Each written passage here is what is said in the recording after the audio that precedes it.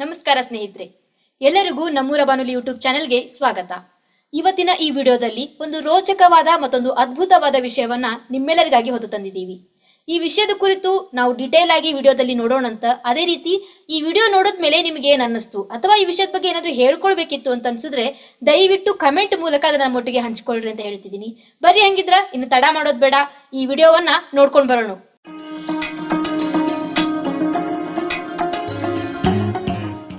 Hi hello ನಮಸ್ಕಾರ. ನೀವು ಕೇಳ್ತಿದ್ರ ನಮ್ಮೂರ ಬಾನುಲಿ 90.8 ಕಮ್ಯುನಿಟಿ ರೇಡಿಯೋ ಸ್ಟೇಷನ್. ನಾನು ನಿಮ್ಮ ಕುಚುಕು ಚೇತನ್. ಮತ್ತೊಂದು ಹೊಸ ವಿಶೇಷ ಸಂದರ್ಶನ ಕಾರ್ಯಕ್ರಮಕ್ಕೆ ನಿಮಗೆಲ್ಲರಿಗೂ ಮತ್ತೊಮ್ಮೆ ಸ್ವಾಗತ ಅಂತ ಹೇಳ್ತೀನಿ. ಇಂದು ಈ ಒಂದು ಸಂದರ್ಶನ ಕಾರ್ಯಕ್ರಮ ಒಂದು ಹೊಸ ವಿಷಯದ ಮೇಲದ. ಯಾಕಪ್ಪ ಅಂತಂದ್ರ ಇದು ಇಲ್ಲಿವರೆಗೂ ನಾವು ಬಹಳ ಕೇಳದೆ ಇರುವಂತಹ ಒಂದು ವಿಷಯದ ಮೇಲೆ, ಅದು ಎಸ್ಪೆಷಲಿ ರೈತರಿಗಾಗಿರುವಂತಹ ಒಂದು ವಿಶೇಷ ಸಂದರ್ಶನ ಕಾರ್ಯಕ್ರಮ. ಈ ಒಂದು ನಮ್ಮ ಸಂದರ್ಶನ ಕಾರ್ಯಕ್ರಮದಲ್ಲಿ ಇಂದು ಸಂಪನ್ಮೂಲ ವ್ಯಕ್ತಿಗಳಾಗಿ ಚೇತನ್ ಕುಮಾರ್ TN ಸರ್ ಅವರು RL ಲಾ ಕಾಲೇಜ್ ಬೆಳಗಾವಿಯಲ್ಲಿ ಅಸಿಸ್ಟೆಂಟ್ ಪ್ರೊಫೆಸರ್ ಆಗಿ ವರ್ಕ್ ಮಾಡ್ತಾರೆ. ಮೊದಲಿಗೆ ಅವರಿಗೆ ಕಾರ್ಯಕ್ರಮಕ್ಕೆ ಸ್ವಾಗತವನ್ನ ಕೋರ್ತೀನಿ. ಸರ್, ತಮಗೆ ಕಾರ್ಯಕ್ರಮಕ್ಕೆ ಸ್ವಾಗತ. Thank you very much.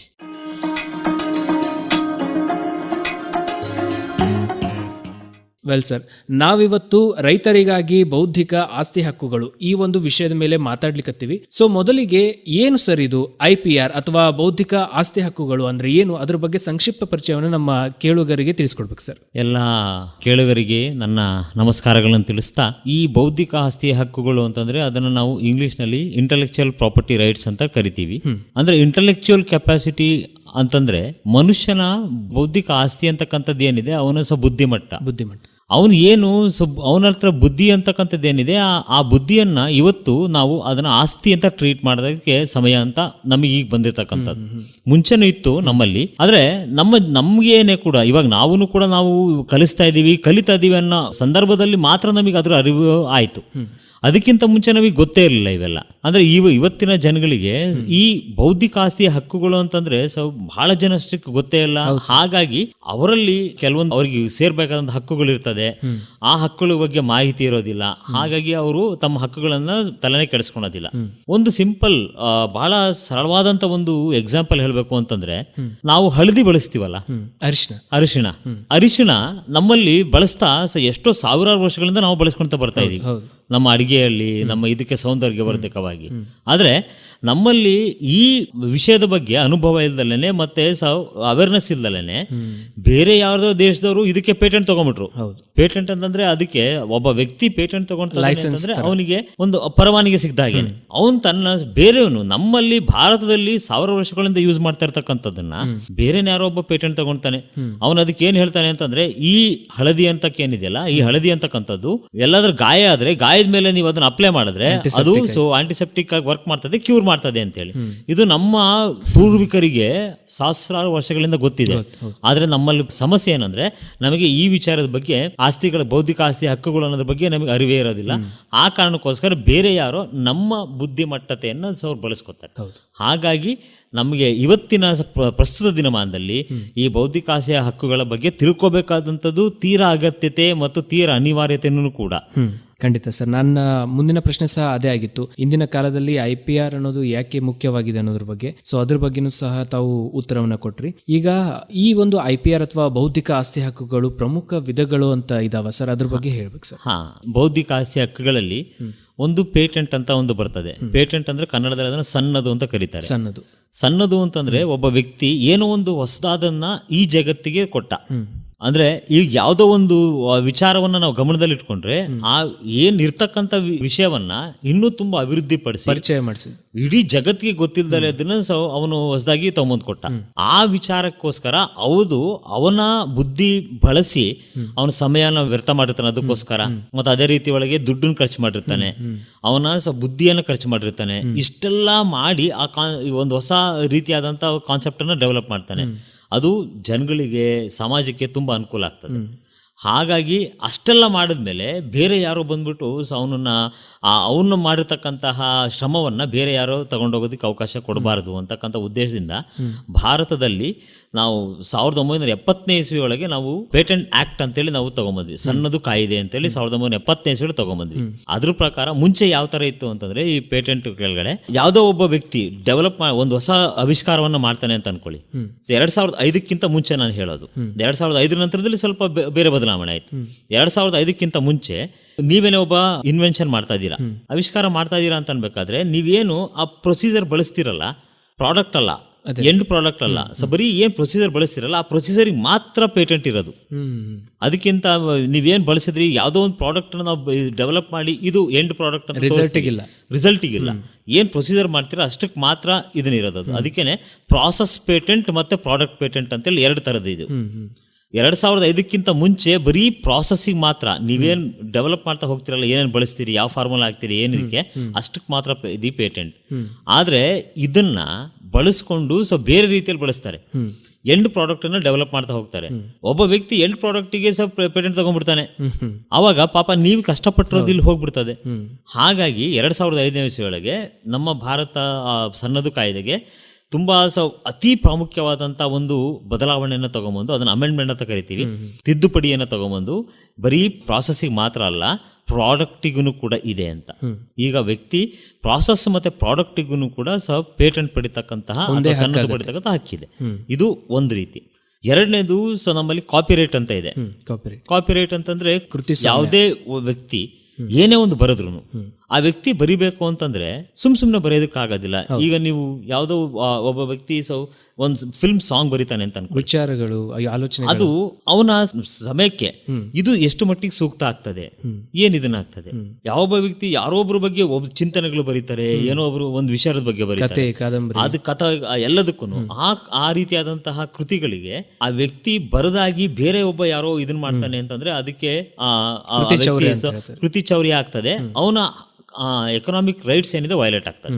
ಆ ಕಾರಣಕ್ಕೋಸ್ಕರ ಆ ವ್ಯಕ್ತಿಗೆ ಪ್ರೊಟೆಕ್ಷನ್ ಕೊಡಬೇಕು, ಅವನ ಹಕ್ಕುಗಳನ್ನ ರಕ್ಷಣೆ ಮಾಡಬೇಕು ಅನ್ನೋ ಒಂದು ಉದ್ದೇಶ ಇಟ್ಕೊಂಡು ಈ ಕಾಪಿರೈಟ್ ಆಕ್ಟ್ ಅಂತೇಳಿ 1950s ಒಳಗೆ ಅದನ್ನ ಭಾರತೀಯ ಕಾನೂನಿನಲ್ಲಿ ಅದನ್ನ ಒಂದು ಪ್ರಮುಖವಾದ ಅಂಶ ಅಂತ ನಾವು ಅನ್ಕೋತೀವಿ.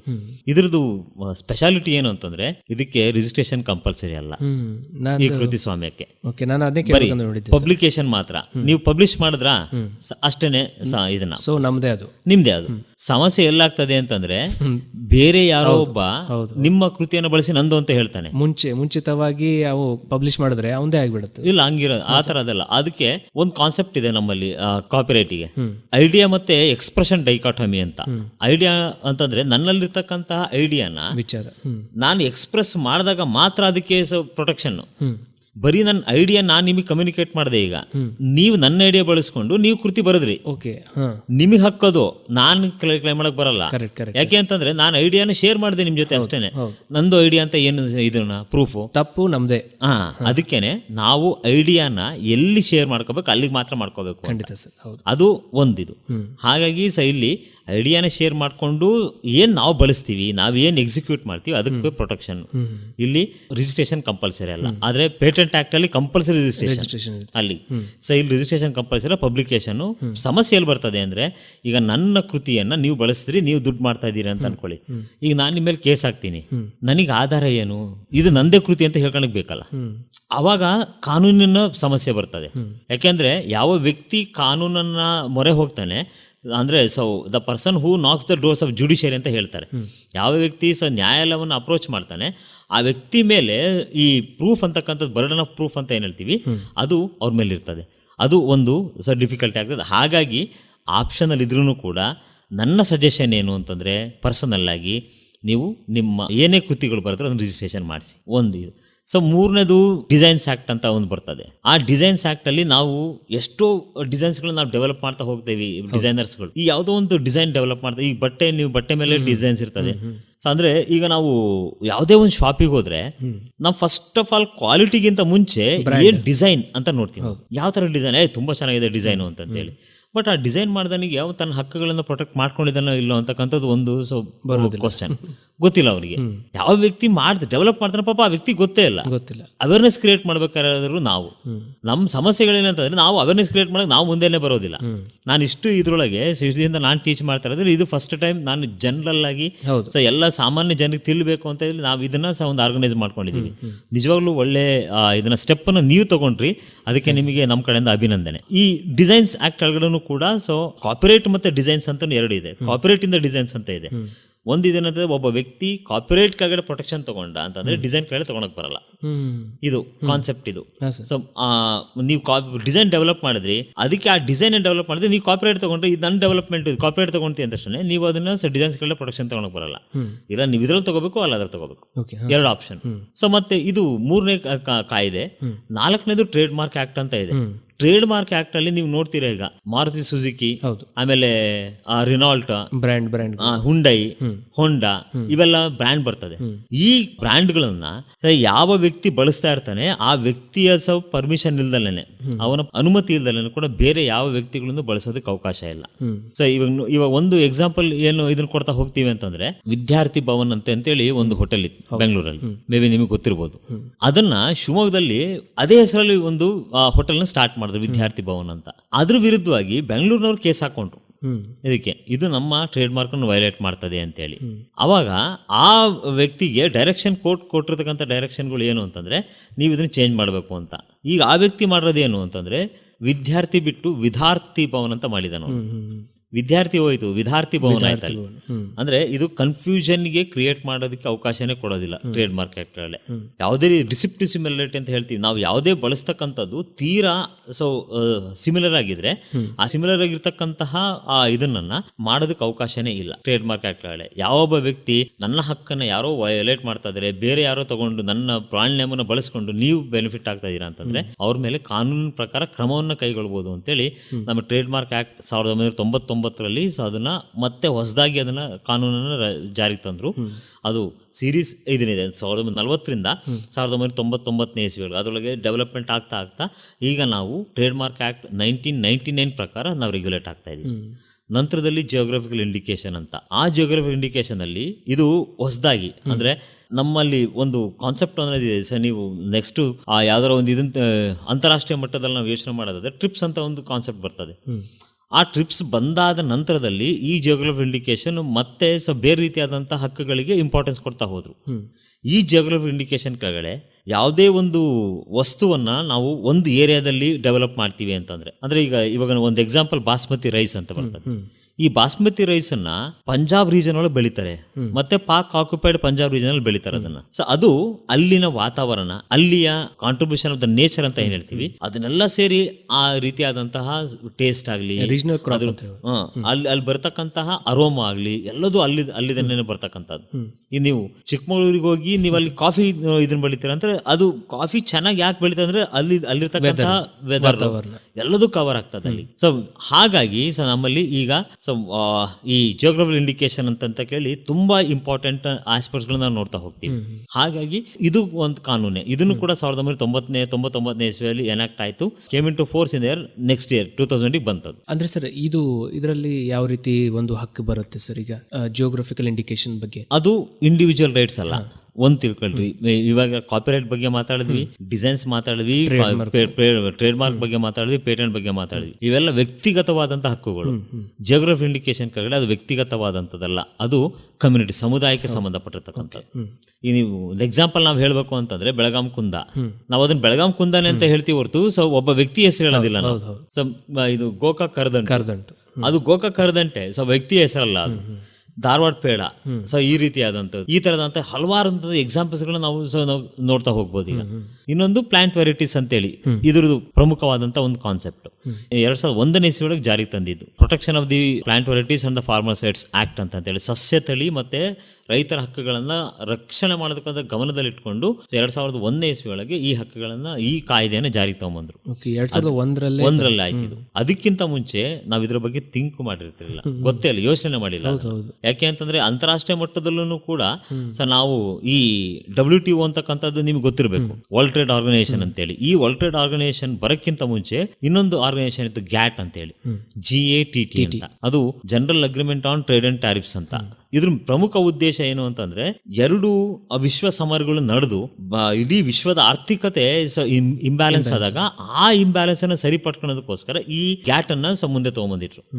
ಆದ್ರೆ ಉದ್ದೇಶ ಏನು ಅಂತಂದ್ರೆ, ವಿಶ್ವದ ಆರ್ಥಿಕತೆಯನ್ನ ಸರಿಯಾಗಿ ತೂಗಿಸ್ಕೊಂಡು ಹೋಗ್ಬೇಕು, ಸರಿಯಾದಂತ ರೀತಿಯಲ್ಲಿ ಎಲ್ಲರಿಗೂ ಹಕ್ಕುಗಳನ್ನು ಕೊಡಬೇಕು ಅಂತೇಳಿ. ಅದ್ರ ಸಮಸ್ಯೆ ಏನಾಗೋಯ್ತು ಅಂದ್ರೆ, ಅಲ್ಲಿ ಎಲ್ಲರೂ ಅಭಿವೃದ್ಧಿಶೀಲ ದೇಶಗಳು ಮೆಂಬರ್ಸ್ ಆಗಿ ಮ್ಯಾಕ್ಸಿಮಮ್ ಈ ಅಭಿವೃದ್ಧಿ ಹೊಂದುತ್ತಿರುವ ದೇಶಗಳು ಅಥವಾ ಈ ಲೀಸ್ಟ್ ಡೆವಲಪ್ಡ್ ಕಂಟ್ರೀಸ್ ಅಂತ ಏನ್ ಕರಿತೀವಿ, ಅವ್ರನ್ನ ಕಂಪ್ಲೀಟ್ ಆಗಿ ನೆಗ್ಲೆಕ್ಟ್ ಮಾಡಿ ಸೊ ಈ ಗ್ಯಾಟ್ ಅಲ್ಲಿ ಅವ್ರಿಗೆಲ್ಲ ತಮಗೇನ್ ಬೇಕೋ ಆ ಥರ ಕಾನೂನನ್ನು, ಆ ಥರದಂಥ ರೂಲ್ಸ್ ರೆಗ್ಯುಲೇಷನ್ ಫಾಲೋ ಮಾಡ್ತಾ ನಿಂತ್ಕೊಂಡ್ಬಿಟ್ರು. ಇದನ್ನ ಆಪೋಸಿಷನ್ ಮಾಡಿದ್ರು. ನಂತರದಲ್ಲಿ 1948ನೇ ಇಸ್ವಿಯಿಂದ 1994ನೇ ಇಸ್ವಿವರೆಗೂ ಕೂಡ 8 ಗ್ಯಾಟ್ ರೌಂಡ್ಗಳು ನಡೀತದೆ. ಲಾಸ್ಟ್ ರೌಂಡ್ ಸ್ಟಾರ್ಟ್ ಆಗಿದ್ದು 1984ನೇ ಇಸ್ವಿ ಒಳಗೆ, ಅದು ಮರಕೇಶ್ ಅಂತಕ್ಕಂಥ ಒಂದು ಊರಲ್ಲಿ. ಅದು ಕನ್ಕ್ಲೂಡ್ ಆಗಿದ್ದು 1994ನೇ ಇಸ್ವಿ ಒಳಗೆ. ಅದು ಆ 94 ಏನು ಕನ್ಕ್ಲೂಡ್ ಆಯಿತು, ಅಲ್ಲಿಂದ WTO ಅಂತಕ್ಕಂಥ ನಾವೇನು ಕರಿತೀವಿ, ವಿಶ್ವ ವ್ಯಾಪಾರ ಅಭಿವೃದ್ಧಿ ಸಂಸ್ಥೆ ಅಂತೇಳಿ, ಅದು ಉದಯ ಆಯಿತು.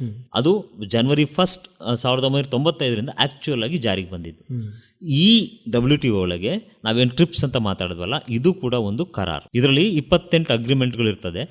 ಈ 28 ಅಗ್ರಿಮೆಂಟ್ ಅಲ್ಲಿ ಈ ಟ್ರಿಪ್ಸ್ ಅಂತದ್ದು ಕೂಡ ಒಂದು ಕರಾರ್. ಸೊ ಹಾಗಾಗಿ ಇಲ್ಲಿ ಟ್ರಿಪ್ಸ್ ಅಂತಕ್ಕಂಥದ್ದು ಏನಿದೆ, ಇದು ಫಸ್ಟ್ ಟೈಮ್ 95ನೇ ಇಸ್ವಿ ಒಳಗೆ. ಸೊ ಇದು ಬಂದಾದ ನಂತರದಲ್ಲಿ ನಮಗೆ ಈ ಬೌದ್ಧಿಕ ಆಸ್ತಿ ಹಕ್ಕುಗಳು ಅಂತಕ್ಕಂಥದ್ದು ತುಂಬಾ ಪ್ರಚಾರಕ್ಕೆ ಬರ್ತದೆ.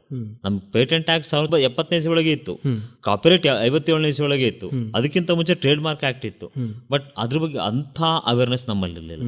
ಇದು ಯಾವಾಗ ಟ್ರಿಪ್ಸ್ ಅಂತಕ್ಕಂಥದ್ದು ಜಾರಿಗೆ ಬಂತು, ಅವಾಗ ಎಲ್ಲಾ ಮೆಂಬರ್ಸ್, ಇದ್ರ ಸ್ಪೆಷಾಲಿಟಿ ಏನು ಅಂತಂದ್ರೆ, WTO ಈಗ ನೀವೊಂದು ದೇಶ, ನೀವು ಮೆಂಬರ್ ಆಗಬೇಕು, ನೀವು ಕಂಪಲ್ಸರಿ ಆಬ್ಲಿಗೇಷನ್ ಅಂತಂದ್ರೆ ಎಲ್ಲ 28 ಕಾನೂನುಗಳು ಅಗ್ರಿಮೆಂಟ್ ಒಪ್ಕೋಬೇಕು.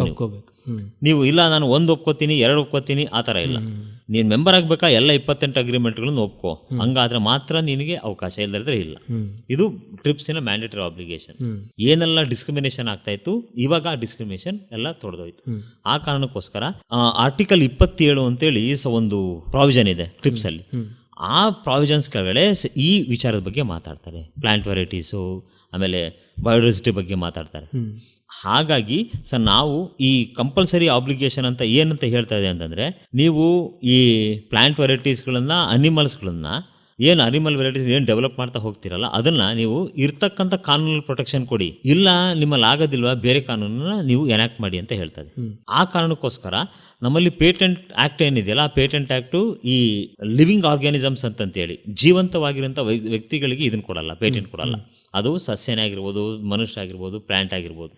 ಸೊ ಯಾವುದಕ್ಕೂ ಕೊಡೋದಿಲ್ಲ ಅದು. ಸೊ ಹಾಗಾಗಿ ಸಪ್ರೇಟ್ ಆದಂಥ ಕಾನೂನನ್ನು ನಮಗೆ ಜಾರಿಗೆ ತರಬೇಕಂತ ಅವಶ್ಯಕತೆ. ಸೊ ಆ ಕಾರಣಕ್ಕೆ protection of the plant varieties and the farmer sides act ಅಂತೇಳಿ 2001ನೇ ಇಸ್ವಿಯೊಳಗೆ ನಾವು ಜಾರಿಗೆ ತಗೊಂಡ್ಬಂದ್ವಿ. ಅದನ್ನ ಸೂಯಿ ಜನರಿ ಸಿಸ್ಟಮ್ ಅಂತ ಕರಿತೀವಿ ನಾವು. ಖಂಡಿತ ಸರ್. ಎಸ್ ಸರ್, ಈಗ IPRಗಳು ಅಥವಾ ಬೌದ್ಧಿಕ ಆಸ್ತಿ ಹಕ್ಕುಗಳಲ್ಲಿ ನಾವು ಸೃಜನಶೀಲತೆ ಮತ್ತು ನವೋದ್ಯಮಕ್ಕೆ ಯಾವ ರೀತಿ ಉತ್ತೇಜನವನ್ನು ನೀಡಲಾಗುತ್ತೆ ಸರ್? ಈ ಬೌದ್ಧಿಕ ಆಸ್ತಿ ಹಕ್ಕುಗಳ ಬಗ್ಗೆ ನಾವು ವಿಚಾರಗಳನ್ನ ಹೆಚ್ಚು ತಿಳ್ಕೊಂತ ಹೋಗ್ತಿದ್ದ ಹಾಗೇನೆ, ಸೊ ಈಗ ರೈತರುಗಳನ್ನು ಕೂಡ ಅಥವಾ ಯಾವ ಯುವ ಉದ್ಯಮಿಗಳು ತಾವು ಡೆವಲಪ್ ಮಾಡ್ತಕ್ಕಂಥ ಯಾವುದೋ ಒಂದು ಹೊಸ ಆವಿಷ್ಕಾರಕ್ಕಾಗ್ಲಿ ಅಥವಾ ಹೊಸ ರೀತಿಯಾದಂತಹ ಯಾವುದೇ ರೀತಿಯಾದ ಪ್ರಾಡಕ್ಟ್ ಆಗಿರ್ಬೋದು, ಅದಕ್ಕೆ ನಮಗೆ ರಕ್ಷಣೆ ಸಿಗ್ತದೆ ಅಂತಂದ್ರೆ ನಾವು ಯಾಕೆ ಆರ್ಥಿಕವಾಗಿ ಕೂಡ ಥಿಂಕ್ ಮಾಡಬಾರ್ದು? ನಾವು ಆರ್ಥಿಕವಾಗಿ ಸಬಲರಾಗ್ತಾ ಹೋಗ್ತೀವಿ. ಸೊ ನಮ್ಮಲ್ಲಿ ಪ್ರಸ್ತುತ ದಿನಮಾನದಲ್ಲಿ ಏನಿದೆ ಅಂತಂದ್ರೆ, ನಾವು ಕೆಲವೊಂದು ವಿಚಾರಗಳನ್ನ ತುಂಬಾ ನೆಗ್ಲೆಕ್ಟ್ ಮಾಡ್ತಾ ಹೋಗೋದು, ಅದನ್ನ ಬಿಟ್ಬಿಡೋದು, ಬೇಡ ಬಿಡ ಅದ್ ನೋಡ್ಕೊಂಡು ತಗೋಣ ಇದಾಗ್ತದೆ ಅಂತ ಹೇಳಿ. ಬಟ್ ಅದರಿಂದನೇ ಕೂಡ ಎಷ್ಟೋ ವಿಚಾರಗಳನ್ನ ನಾವು ಅರ್ಥಕೊಳ್ಳೋಕೆ ಅವಕಾಶ ಆಗ್ತದೆ. ಸೊ ಈಗ ಒಂದು ಸಿಂಪಲ್ ಎಕ್ಸಾಂಪಲ್ ನಿಮಗೆ ಹೇಳ್ತಕ್ಕಂಥದ್ದು ಅಂದ್ರೆ, ನಮ್ಮ ಒಬ್ಬ ವ್ಯಕ್ತಿ ತುಂಬಾ ಇದನ್ನ ಬರ್ತದೆ, ಕೆಮ್ತಾ ಇದ್ದಾನೆ ಅಂತಂದ್ರೆ ನಾವೇನ್ ಮಾಡ್ತೀವಿ, ಇವಾಗ ಡೈರೆಕ್ಟ್ ಒಂದು ಇದಕ್ಕೆ ಹೋಗ್ತೀವಿ, ಮೆಡಿಕಲ್ ಶಾಪ್ ಇಲ್ಲ ಡಾಕ್ಟರ್ ಹತ್ರ ಹೋಗ್ತೀವಿ, ಅವನಿಗೆ ದುಡ್ಡು ಕೊಟ್ಟು ಟ್ಯಾಬ್ಲೆಟ್ ತಗೊಂಡು ಆ ಟ್ಯಾಬ್ಲೆಟ್ ನುಗ್ತೀವಿ. ಆ ಟ್ಯಾಬ್ಲೆಟ್ ತಗೋದ್ರಿಂದ ಆಗ್ತಕ್ಕಂಥ ಪರಿಣಾಮಗಳು, ಅಡ್ಡ ಪರಿಣಾಮಗಳೇನು ಅದು ಮುಂದಕ್ಕೆ ಗೊತ್ತಾಗ್ತಾ ಹೋಗ್ತದೆ.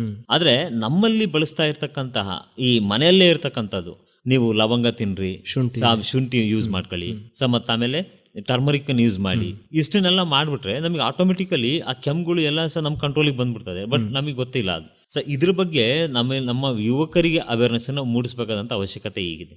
ಸೊ ಅವರಿಗೆ ನೀವು ಇದ್ರ ಬಗ್ಗೆ ಅವೇರ್ನೆಸ್ ಮೂಡಿಸಿದ್ರಿ ಅಂತಂದ್ರೆ ನಿಜವಾಗ್ಲೂ ಕೂಡ ಅವರು ಇದು ಇಷ್ಟಕೊಂಡೆಲ್ಲ ಅನುಕೂಲ ಇದೆಯಾ, ನಾವೇನು ಡೆವಲಪ್ ಮಾಡಬಾರ್ದು, ನಾವ್ಯಾಕೆ ಆರ್ಥಿಕವಾಗಿ ಸಬಲರಾಗಬಾರ್ದು, ಈ ಚಿಂತನೆಯನ್ನು ಅವ್ರ ಮನಸ್ಸಲ್ಲಿ ತುಂಬಿಟ್ರೆ ನಾವು ಅವರ ಸೃಜನಶೀಲತೆಯನ್ನು ಇನ್ನೂ ಹೆಚ್ಚಿನ ಮಟ್ಟದಲ್ಲಿ ನಾವು ತಗೊಂಬರೋದಕ್ಕೆ ಅನುಕೂಲ ಆಗ್ತದೆ ಅಂತಕ್ಕಂಥದ್ದು ನಮ್ಮ ಅಭಿಪ್ರಾಯ. ಎಸ್ ಸರ್, ಈಗ ಅದೇ ಒಂದು ಪ್ರಶ್ನೆಗೆ ಮುಂದುವರೆದು ಆರ್ಥಿಕವಾಗಿ ಅವರು ಯಾವ ರೀತಿ ಒಂದು ಡೆವಲಪ್ ಅನ್ನ ಹೊಂದಬಹುದು ಅಥವಾ ಅವರಿಗೆ ಯಾವ ರೀತಿ ಆರ್ಥಿಕ ಕೊಡುಗೆಯನ್ನು ನೀಡಬಹುದು ಇದರಿಂದ? ನಿನ್ನೆ ನಾನೆಲ್ಲೋ ಒಂದ್ ಕಡೆ ಇದನ್ನ ನೋಡ್ತಾ ಇದ್ದೆ. ಒಬ್ಬ ವ್ಯಕ್ತಿ ಫರ್ಟಿಲೈಸರ್ಸ್ ಇದೆಯಲ್ಲ, ಗೊಬ್ಬರನ ನಮ್ಮ ಹೆಚ್ಚುವರಿ ಇಳುವರಿಗಾಗಿ ನಮ್ಮಲ್ಲಿ ಈ ರಾಸಾಯನಿಕ ಗೊಬ್ಬರವನ್ನು ಬಳಸ್ತೀವಿ ನಾವು. ಈ ರಾಸಾಯನಿಕ ಗೊಬ್ಬರವನ್ನು ಬಳಸೋದ್ರಿಂದ ಏನಾಗ್ತದೆ, ಭೂಮಿ ತನ್ನ ಫಲವತ್ತತೆಯನ್ನು ನಿಧಾನವಾಗಿ ಕಳ್ಕೊಂತ ಹೋಗ್ತದೆ.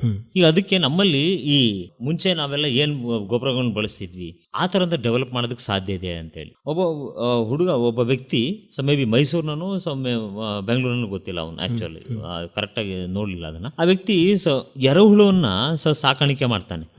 ಎರೆಹುಳು ಸಾಕಾಣಿಕೆ ಮಾಡಿ ಅದರಿಂದ ಗೊಬ್ಬರ ತಯಾರು ಮಾಡ್ತಾನೆ. ನಿಮಗೆ ಎಷ್ಟು ಕೆಜಿ ಬೇಕೋ ಗೊಬ್ಬರನ ಸಪ್ಲೈ ಮಾಡೋದಕ್ಕೆ ಅವ್ನು ರೆಡಿ ಇದ್ದಾನೆ. ಅಥವಾ ನೀವೇನೇ ಗೊಬ್ಬರ ತಯಾರು ಮಾಡ್ತೀರಾ, ಎರೆಹುಳನ್ನ ಕೆಜಿ ಲೆಕ್ಕದಲ್ಲಿ ಅವ್ನು ಕೊಡಕ್ಕೆ ರೆಡಿ ಇರ್ತಾರೆ. ಅಂದ್ರೆ ಒಬ್ಬ ವ್ಯಕ್ತಿ ಪಾಸಿಟಿವ್ ಆಗಿ ಥಿಂಕ್ ಮಾಡಕ್ ಶುರು ಮಾಡ್ದ ಅಂತಂದ್ರೆ ಆ ಹುಳುವಿಂದನೂ ಕೂಡ ನಾವು ಆರ್ಥಿಕವಾಗಿ ಸಬಲರಾಗ್ಬೋದು, ಮಣ್ಣಿಂದನೂ ಕೂಡ ನಾವು ಇನ್ನು ಹೆಚ್ಚಿನ ಮಟ್ಟದಲ್ಲಿ ನಾವು ಸಬಲರಾಗ್ಬೋದು, ಮತ್ತೆ ಹಾಗೇನೆ ಇನ್ನೊಬ್ರು ಕೂಡ ಮಾದರಿ ಕೂಡ ಆಗ್ಬೋದು ಅಂತ ಹೇಳಿ. ಇವಾಗ ನೀವು ಕೆಲವೊಂದ್ ಕಡೆ ಕುರಿ ಸಾಕಾಣಿಕೆ ಮತ್ತೆ ಆಮೇಲೆ ಈ ಕೋಳಿ ಸಾಕಾಣಿಕೆ ನೋಡ್ತೀರಿ. ಈ ಕುರಿ ಸಾಕಾಣಿಕೆ ಕೋಳಿ ಸಾಕಾಣಿಕೆ ಎಲ್ಲ ಯಾವ ರೀತಿ ಡೆವಲಪ್ ಆಗ್ತಾ ಹೋಗ್ತಾ ಇದೆ. ನಾವು ಸಣ್ಣರಿರ್ಬೇಕು ನೋಡ್ಬೇಕಾದ್ರೆ ಒಂದು ಕುರಿ 20-25 ಕೆಜಿ ಬರ್ತದೆ ಅಂತಂದ್ರೆ ಅದು ಇಷ್ಟಕೊಂಡಿದೆಯಲ್ಲಪ್ಪ ಅಂತಿದ್ವಿ. ಇವತ್ತು 150 ಕೆಜಿ ಬೆಳೀತದೆ ಒಂದು ಕುರಿ.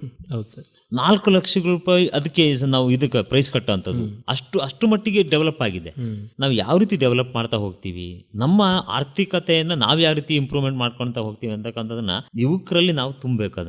ಅದು ನಮ್ಮಲ್ಲಿ ಇರ್ತಕ್ಕಂಥ ಮೇನ್ ಕೊರತೆ ಏನು ಅಂತ ಅಂದ್ರೆ ಅದು. ಹಾಗಾಗಿ ನಾವು ಇದ್ರ ಬಗ್ಗೆ ಇನ್ನೂ ಹೆಚ್ಚಿನ ಅವೇರ್ನೆಸ್ ಅನ್ನು ಅವರು ಕ್ರಿಯೇಟ್ ಮಾಡಿಕೊಟ್ರೆ ನಿಜವಾಗ್ಲೂ ಕೂಡ ಅವ್ರು ಆರ್ಥಿಕವಾಗಿ ಮುಂದೆ ಬರ್ತಕ್ಕಂಥ ಎಲ್ಲಾ ಪಾಸಿಟಿವಿಟೀಸ್ಗಳು ತುಂಬಾ ಚೆನ್ನಾಗಿದೆ. ಎಸ್ ಸರ್, ಈಗ ನಾವು ಇದ್ರ ಬಗ್ಗೆ ಮಾತಾಡ್ತಿದೀವಿ. ಈ IPR ಬಗ್ಗೆ ಗ್ರಾಹಕರಲ್ಲಿ ಯಾವ ರೀತಿ ಒಂದು ವಿಶ್ವಾಸವನ್ನ ನಾವು ಹೆಚ್ಚಿಸಬಹುದು ಸರ್? ಯಾವ ರೀತಿ ಒಂದು ಇನಿಷಿಯೇಟಿವ್ ತಗೊಂಡು? ಈಗ ಒಬ್ಬ ವ್ಯಕ್ತಿ ಪ್ರಾಡಕ್ಟ್ ನ ಪರ್ಚೇಸ್ ಮಾಡ್ದ ಅಂತಾನೆ. ಒಬ್ಬ ವ್ಯಕ್ತಿ ಪ್ರಾಡಕ್ಟ್ ನ ಪರ್ಚೇಸ್ ಮಾಡೋಕ್ಕಿಂತ ಮುಂಚೆ ಅವನು ಫಸ್ಟ್ ಆಫ್ ಆಲ್ ಪ್ರಮುಖವಾದಂತಹ ಸ್ಥಾನವನ್ನು ಕೊಡ್ತಕ್ಕಂಥದ್ದು ಇದು ಯಾವ ಬ್ರ್ಯಾಂಡಿಗೆ ಸಂಬಂಧಪಟ್ಟಿದ್ದು ಅಂತ. ಅಂದ್ರೆ ಈ ಬ್ರಾಂಡ್ ಅಲ್ಲಿ ನಾನು ಪರ್ಚೇಸ್ ಮಾಡಿದೆ ಅಂತಂದ್ರೆ ಇದ್ರ ಕ್ವಾಲಿಟಿ ಜಾಸ್ತಿ ಇರ್ತದೆ, ಅದು ನನ್ನ ಬಿಲೀಫ್. ಈಗ ಒಬ್ಬ ವ್ಯಕ್ತಿ ನಾವು ಒಂದು ಟಿವಿ ಪರ್ಚೇಸ್ ಮಾಡ್ಬೇಕು ಅಂದ್ರೆ ಬೇರೆ ಬೇರೆ ತರಂತ ಕಂಪನಿಗಳಿದೆ. ಆ ಕಂಪನಿಗಳಲ್ಲಿ ನಿಮ್ಮ ಟೇಸ್ಟೇ ಬೇರೆ, ನನ್ನ ಟೇಸ್ಟೇ ಬೇರೆ.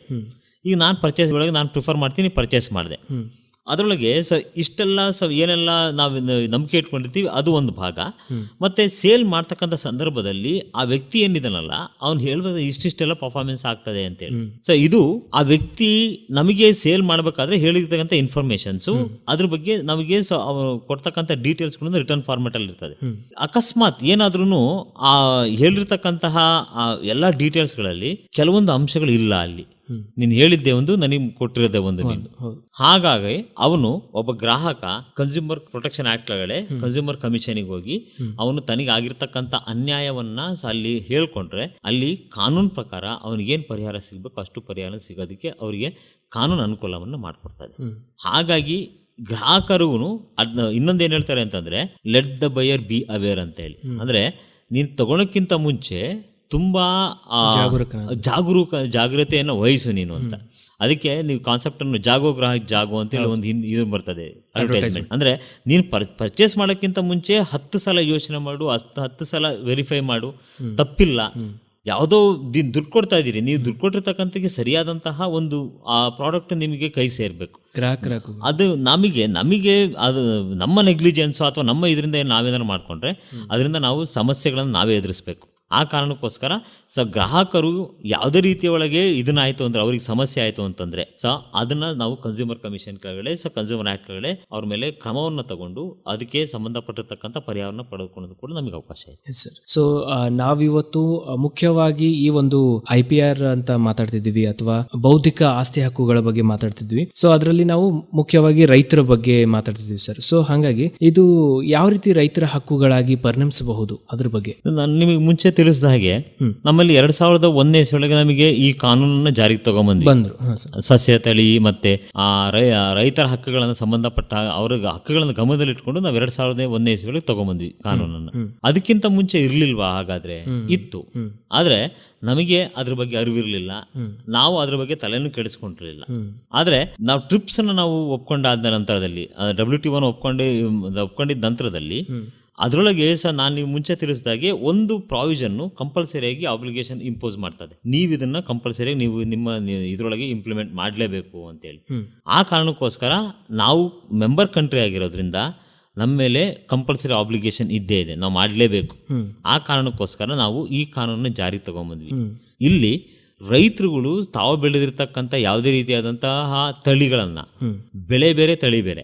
ಸೊ ಬೆಳೆ ಅಂತಂದ್ರೆ ಅದೆಲ್ಲರಿಗೂ ಸಂಬಂಧಪಟ್ಟ, ತಳಿ ಅಂತಂದ್ರೆ ನೀವು ಬೆಳೆದಿರ್ತಕ್ಕಂಥದ್ದು ಯಾವ ರೀತಿಯಾದಂತಹ ಒಂದು ಹೊಸ ತಳಿಗಳು, ಇದರಿಂದ ಏನ್ ಪರಿಣಾಮಗಳಾಗ್ತದೆ, ಇದು ಅಧಿಕ ಇಳುವರಿ ಕೊಡ್ತದ ಅಥವಾ ಇದು ಕ್ವಾಲಿಟಿ ಪರ್ಸ್ಪೆಕ್ಟಿವ್ ಚೆನ್ನಾಗಿದೆಯಾ, ಈ ರೀತಿಯಾದ ತಳಿಗಳನ್ನ ಅವರು ಡೆವಲಪ್ ಮಾಡ್ತಾ ಹೋದಾಗ ಅವರಿಗೆ ಕೆಲವೊಂದು ಹಕ್ಕುಗಳನ್ನ ನಾವು ಕಾನೂನು ಪ್ರಕಾರ ಕೊಡ್ತಾ ಹೋಗ್ತೀವಿ. ಅಂದ್ರೆ ನೀವು ಮಾಡಿರ್ತಕ್ಕಂತಹ ಈ ತಳಿಯನ್ನ ನೀವು ಮಾರ್ಕೆಟ್ನಲ್ಲಿ ಮಾರಾಟ ಮಾಡೋದಕ್ಕೆ ಅವಕಾಶ, ಮತ್ತು ಅದೇ ರೀತಿ ಒಳಗೆ ನಿಮ್ಮ ಪರ್ಮಿಷನ್ ಇಲ್ದಲೆ ಯಾವುದೇ ವ್ಯಕ್ತಿಗಳನ್ನು ಕೂಡ ನಿಮ್ಮ ತಳಿಯನ್ನು ಬಳಸೋದಕ್ಕೆ ಅವಕಾಶ ಇಲ್ಲ.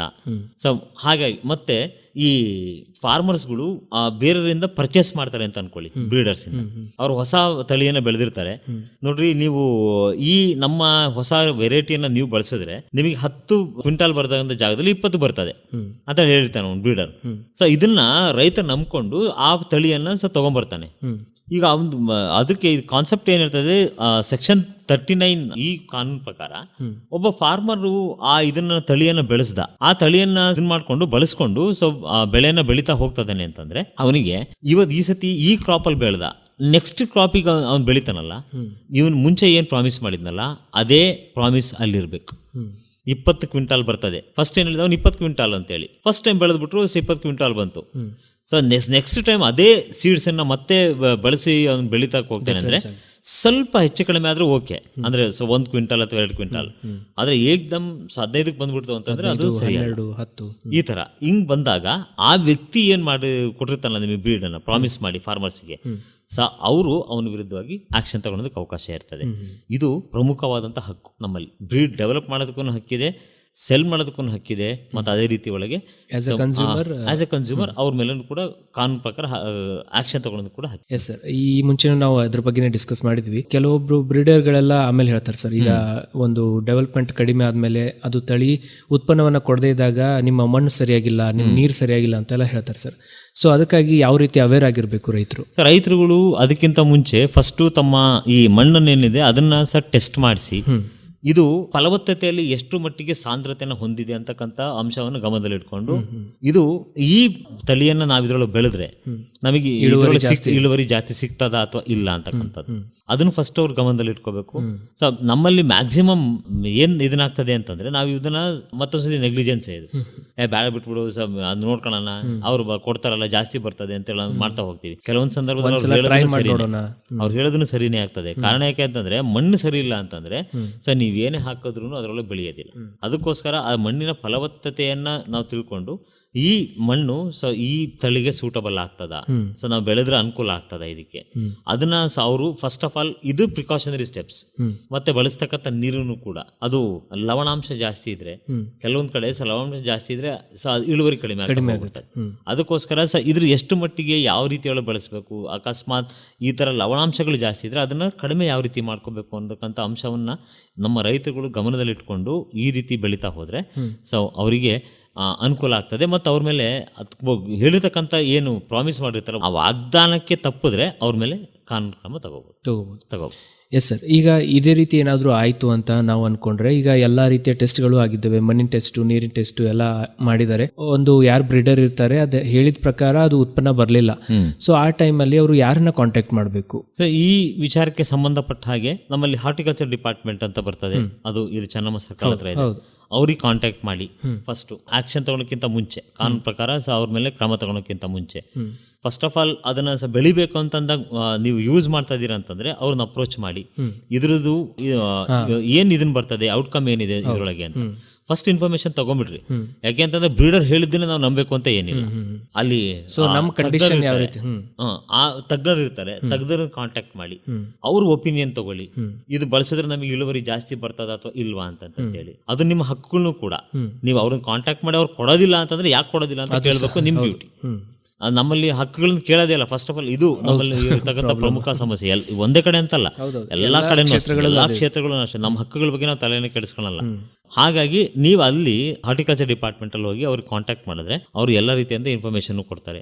ಅಗ್ರಿಕಲ್ಚರ್ ಡಿಪಾರ್ಟ್ಮೆಂಟ್ಗೆ ಹೋಗಿ ನೀವು ಕಾಂಟ್ಯಾಕ್ಟ್ ಮಾಡಿದ್ರು ಕೂಡ ಅಲ್ಲೂ ಕೂಡ ನಿಮಗೆ ಏನೆಲ್ಲ ವಿಚಾರಗಳು ಬೇಕೋ ಅವ್ರಿಗೆ ಸಂಬಂಧಪಟ್ಟಿರ್ತಕ್ಕಂಥದ್ದು ನಿಮ್ಮ ಕ್ವಶನ್ಗೆ ಸಂಬಂಧಪಟ್ಟ ಹಾಗೆ ಎಲ್ಲ ಇನ್ಫಾರ್ಮೇಶನ್ಸ್ ಕೊಡ್ತಾರೆ. ಅವ್ರ ಹತ್ರ ಫಸ್ಟ್ ಕಾಂಟ್ಯಾಕ್ಟ್ ಮಾಡಿ. ಅಕಸ್ಮಾತ್ ಅದು ಇದಾದ ನಂತರದಲ್ಲಿ ನೀವು ಬಳಸಿದ್ರಿ ಇದನ್ನಾಗಲಿಲ್ಲ ಅಂತಂದ್ರೆ ಈ ಕ್ಷೇತ್ರದಲ್ಲಿ ಯಾರು ವಕೀಲರಾಗಿ ಕೆಲಸ ಮಾಡ್ತಾ ಇರ್ತಾರೆ, ಸೊ ನೀವು ಆ ವಕೀಲರನ್ನು ಕಾಂಟ್ಯಾಕ್ಟ್ ಮಾಡಿದ್ರೆ ಅವರು ನಿಮಗೆ ಸರಿಯಾದಂತಹ ಮಾಹಿತಿಯನ್ನು ಕೊಟ್ಟು ಅದಕ್ಕೆ ಪರಿಹಾರ ಏನು ಸಿಗ್ತದೆ ಅಂತಕ್ಕಂಥದ್ದನ್ನು ಕೂಡ ನಿಮಗೆ ತಿಳಿಸ್ಕೊಳ್ಳೋದಕ್ಕೆ ಅವ್ರು ಪ್ರಯತ್ನ ಪಡ್ತಾರೆ. ಅಂದರೆ ಸರ್, ಈಗ ನಾವು ವಕೀಲರನ್ನ ಕಾಂಟ್ಯಾಕ್ಟ್ ಮಾಡಬೇಕಾದ್ರೆ ಏನಂತ ಕೇಳ್ಬೇಕು ಸರ್? ಇದೇ ಕೇಳಬೇಕಾ, ಬೌದ್ಧಿಕ ಆಸ್ತಿ ಹಕ್ಕಿನ ಬಗ್ಗೆ ಯಾರಾದರೂ ಸಿಗ್ಬೋದು? ಕಾರಣ ಯಾಕೆ ಅಂತಂದ್ರೆ ಇದು ಎಲ್ಲಾ ರೀತಿಯಿಂದ ಒಂಥರ ಡಿಫ್ರೆಂಟ್ ಆಗಿರ್ತಕ್ಕಂಥದ್ದು.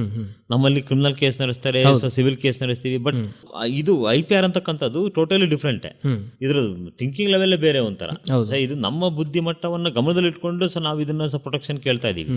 ಸೊ ಹಾಗಾಗಿ ಅಲ್ಲಿ ಬೇರೆ ವಕೀಲರುಗಳು ಈ ವಿಚಾರದಲ್ಲಿ ಎಕ್ಸ್ಪರ್ಟ್ ಇಲ್ದಲೇ ಇದ್ದಾಗ ಅವರು ತಪ್ಪು ಅಂತ ಅನ್ನೋದಿಲ್ಲ ಪಾಪ. ಯಾಕೆಂದ್ರೆ ಅವ್ರ ಮುಂಚಿಂದ ಪ್ರಾಕ್ಟೀಸ್ ಇದ್ರೊಳಗೆ ಗೊತ್ತಿಲ್ಲ, ಇನ್ಫಾರ್ಮೇಶನ್ಸ್ ಇರೋದಿಲ್ಲ. ಸೊ ಅವ್ರಿಗೂ ಇನ್ಫಾರ್ಮೇಶನ್ ಇಲ್ದಾಗ ನಿಮಗೆ ಅವರು ಸರಿಯಾದ ಮಾಹಿತಿ ಕೊಡೋದಕ್ಕೆ ಸಾಧ್ಯತೆ ಇಲ್ಲ. ಇಲ್ಲಿ ಈ ಕ್ಷೇತ್ರದಲ್ಲಿ ಯಾರೆಲ್ಲ ಪ್ರಾಕ್ಟೀಸ್ ಮಾಡ್ತಾ ಇದ್ದಾರೆ ನೀವು ಅವರನ್ನ ಕಾಂಟ್ಯಾಕ್ಟ್ ಮಾಡಿದ್ರೆ ಮಾತ್ರ ನಮ್ಮಲ್ಲಿ ನಿಮಗೆ ಸರಿಯಾದಂತ ಪರಿಹಾರವನ್ನು ಅವರು ಒದಗಿಸಿಕೊಡೋದಕ್ಕೆ ಪ್ರಯತ್ನ ಪಡ್ತಾರೆ. ನಮ್ಮಲ್ಲಿ ಕೆಲವೊಬ್ರು ಬೆಳಗಾಮೊಳಗೆ ಕೆಲವೊಂದು ಸಂಖ್ಯೆಗಳು ಮಾತ್ರ, ಬೆರಳಿಕೆ ಅಷ್ಟು ಮಾತ್ರ IPR ಏರಿಯಾದಲ್ಲಿ ಪ್ರಾಕ್ಟೀಸ್ ಮಾಡ್ತಕ್ಕಂಥದ್ದು. ಈಗ ನನ್ನ ಇಚ್ಛೆ ಏನು ಅಂತಂದ್ರೆ ಈ ಏರಿಯಾನ ನಮ್ಮ ಕಡೆ ನಾವು ಡೆವಲಪ್ ಮಾಡಬೇಕು ಅಂತ. ಈ IPR ಏರಿಯಾ ಅಂದ್ರೆ ಇದಕ್ಕೆ ಮುಖ್ಯವಾಗಿ ರೈತರು ಜಾಗೃತರಾಗಬೇಕು. ಯಾವಾಗ ಕ್ವಶನ್ ಮಾಡ್ತಾ ಹೋಗ್ತಾರೆ, ಕ್ವಶನ್ ಮಾಡ್ತಾ ಹೋದಾಗ ನಾವು ಈಗ ಅಷ್ಟು ವಿಚಾರಗಳನ್ನ ನಾವು ಇಲ್ಲಿ ತಿಳಿಸೋದಕ್ಕಾಗೋದಿಲ್ಲ. ಎಲ್ಲೋ ಒಂದಿಷ್ಟು ವಿಚಾರಗಳನ್ನ, ಪ್ರಮುಖವಾದ ವಿಚಾರಗಳನ್ನ ನಿಮ್ಗೆ ಹೇಳ್ಬೋದು ಅಥವಾ ನಿಮ್ಮ ಮುಖಾಂತರ ಅವ್ರಿಗೆ ಹೋಗ್ತದೆ. ಅವ್ರು ಬಂದು ಕುತ್ಕೊಂಡು ಮಾತಾಡಿದಾಗ ನಮ್ಮಲ್ಲಿ ನಾನು ಪ್ಲಾನ್ ಮಾಡ್ತಾ ಇದ್ದೇನು ಅಂತಂದ್ರೆ ನಮ್ಮ ವಿದ್ಯಾರ್ಥಿಗಳು ಏನು ಓದ್ತಾ ಇದಾರಲ್ಲ ಆ ವಿದ್ಯಾರ್ಥಿಗಳನ್ನ ನಾನು ಇದನ್ನ ಗ್ರೂಪ್ ಅಂತ ಮಾಡಿ ವಿದ್ಯಾರ್ಥಿಗಳಿಗೆ ಕೆಲವೊಂದು ಟಾಸ್ಕ್ಗಳನ್ನ ಕೊಟ್ಟು ನೀವು ಯಾವ ಒಬ್ಬ ರೈತ ನಿಮ್ಮ ಹತ್ರ ಬರ್ತಾನೆ, ನೀವು ಈ ತರ ಅವ್ರಿಗೆ ಏನು ಪರಿಹಾರನ ಒದಗಿಸ್ತೀರಿ, ಕಾನೂನು ಪ್ರಕಾರ ಏನ್ ಸಿಗ್ತದೆ, ಇದನ್ನೆಲ್ಲ ಅವ್ರಿಗೆ ಒಂದು ಅಸೈನ್ಮೆಂಟ್ ಅಂತ ಕೊಟ್ರೆ ಡೆಫಿನೆಟ್ಲಿ ನಮ್ಮಲ್ಲಿ ಈ ಕಾನ್ಸೆಪ್ಟ್ ಅನ್ನ ಬೆಳೆಸೋದಕ್ಕೆ ತುಂಬಾ ಅನುಕೂಲ ಆಗ್ತದೆ. ಖಂಡಿತ ರೈತರುಗಳು ಇದ್ರಲ್ಲಿ ಜಾಗೃತರಾಗಬೇಕು. ಹೌದು ಸರ್. ಮತ್ತೀಗ ರೈತರಿಗೆ ಮುಖ್ಯವಾಗಿ ಹೇಳೋದೇನೆಂದರೆ, ಈಗ ನಮ್ಮ ಎಷ್ಟು ಕಾರ್ಯಕ್ರಮಗಳು ಇದ್ರ ಮೇಲೆ ಬರ್ತಾವೆ ಸರ್. ಈಗ ಹಿಂದೆನೇ ನಾವು ಕೃಷಿ ಇಲಾಖೆಯೊಂದಿಗೆ ಅಥವಾ ತೋಟಗಾರಿಕೆ ಇಲಾಖೆಗಳೊಂದಿಗೆ ನಾವು ತಳಿಗಳ ಬಗ್ಗೆ ಆಗಿರ್ಬೋದು, ರಸಗೊಬ್ಬರಗಳ ಬಗ್ಗೆ ಆಗಿರ್ಬೋದು ಎಲ್ಲ ಮಾಡಿದ್ದೀವಿ, ಬೇರೆ ಬೇರೆ ಕಾರ್ಯಕ್ರಮಗಳನ್ನ ಮಾಡಿದ್ದೀವಿ. ಆದ್ರೆ ಅವರು ಕೇಳೋದಿಲ್ಲ, ನೀವು ಹೇಳ್ದಂಗೆ. ಅಂದ್ರೆ ಮುಂದೆ ಬರೋದಿಲ್ಲ, ನನಗಿದ್ ಬೇಕು, ಇದು ಯಾವ ರೀತಿ ಮಾಹಿತಿಗಳನ್ನ ತಿಳ್ಕೊಳ್ಳೋದು ಅವ್ರಿಗೆ ಇಂಟ್ರೆಸ್ಟೇ ಇರೋದಿಲ್ಲ. ಸೊ ಹಂಗಾಗಿ ರೈತರು ಆದಷ್ಟು ಇದ್ರ ಬಗ್ಗೆ ಇಂಟ್ರೆಸ್ಟ್ ಅನ್ನ ತಗೋರಿ. ಯಾಕಂತಂದ್ರೆ ಇದು ನಿಮ್ಮ ಹಕ್ಕನ್ನ ಬಿಟ್ಕೊಡೋದು ಒಂದು ತಪ್ಪು ಅಂತ ಹೇಳ್ತಾರೆ. ಸೊ ಹಾಗಾಗಿ ನಿಮ್ಮ ಹಕ್ಕಿನ ಬಗ್ಗೆ ನೀವು ತಿಳ್ಕೊಂಡು ಇನ್ನೂ ನಿಮ್ಮ ಒಂದು ಸರ್ಕಲ್ ಅಲ್ಲಿ ತಿಳಿಸ್ತಾ ಹೋದಂಗೆ ಈ ಒಂದು ಅವೇರ್ನೆಸ್ ಈಗ ಸಣ್ಣ ಮಟ್ಟದಲ್ಲಿ ಇರ್ಬೋದು, ಮುಂದೆ ದೊಡ್ಡದಾಗಿ ಬೆಳೀತದೆ.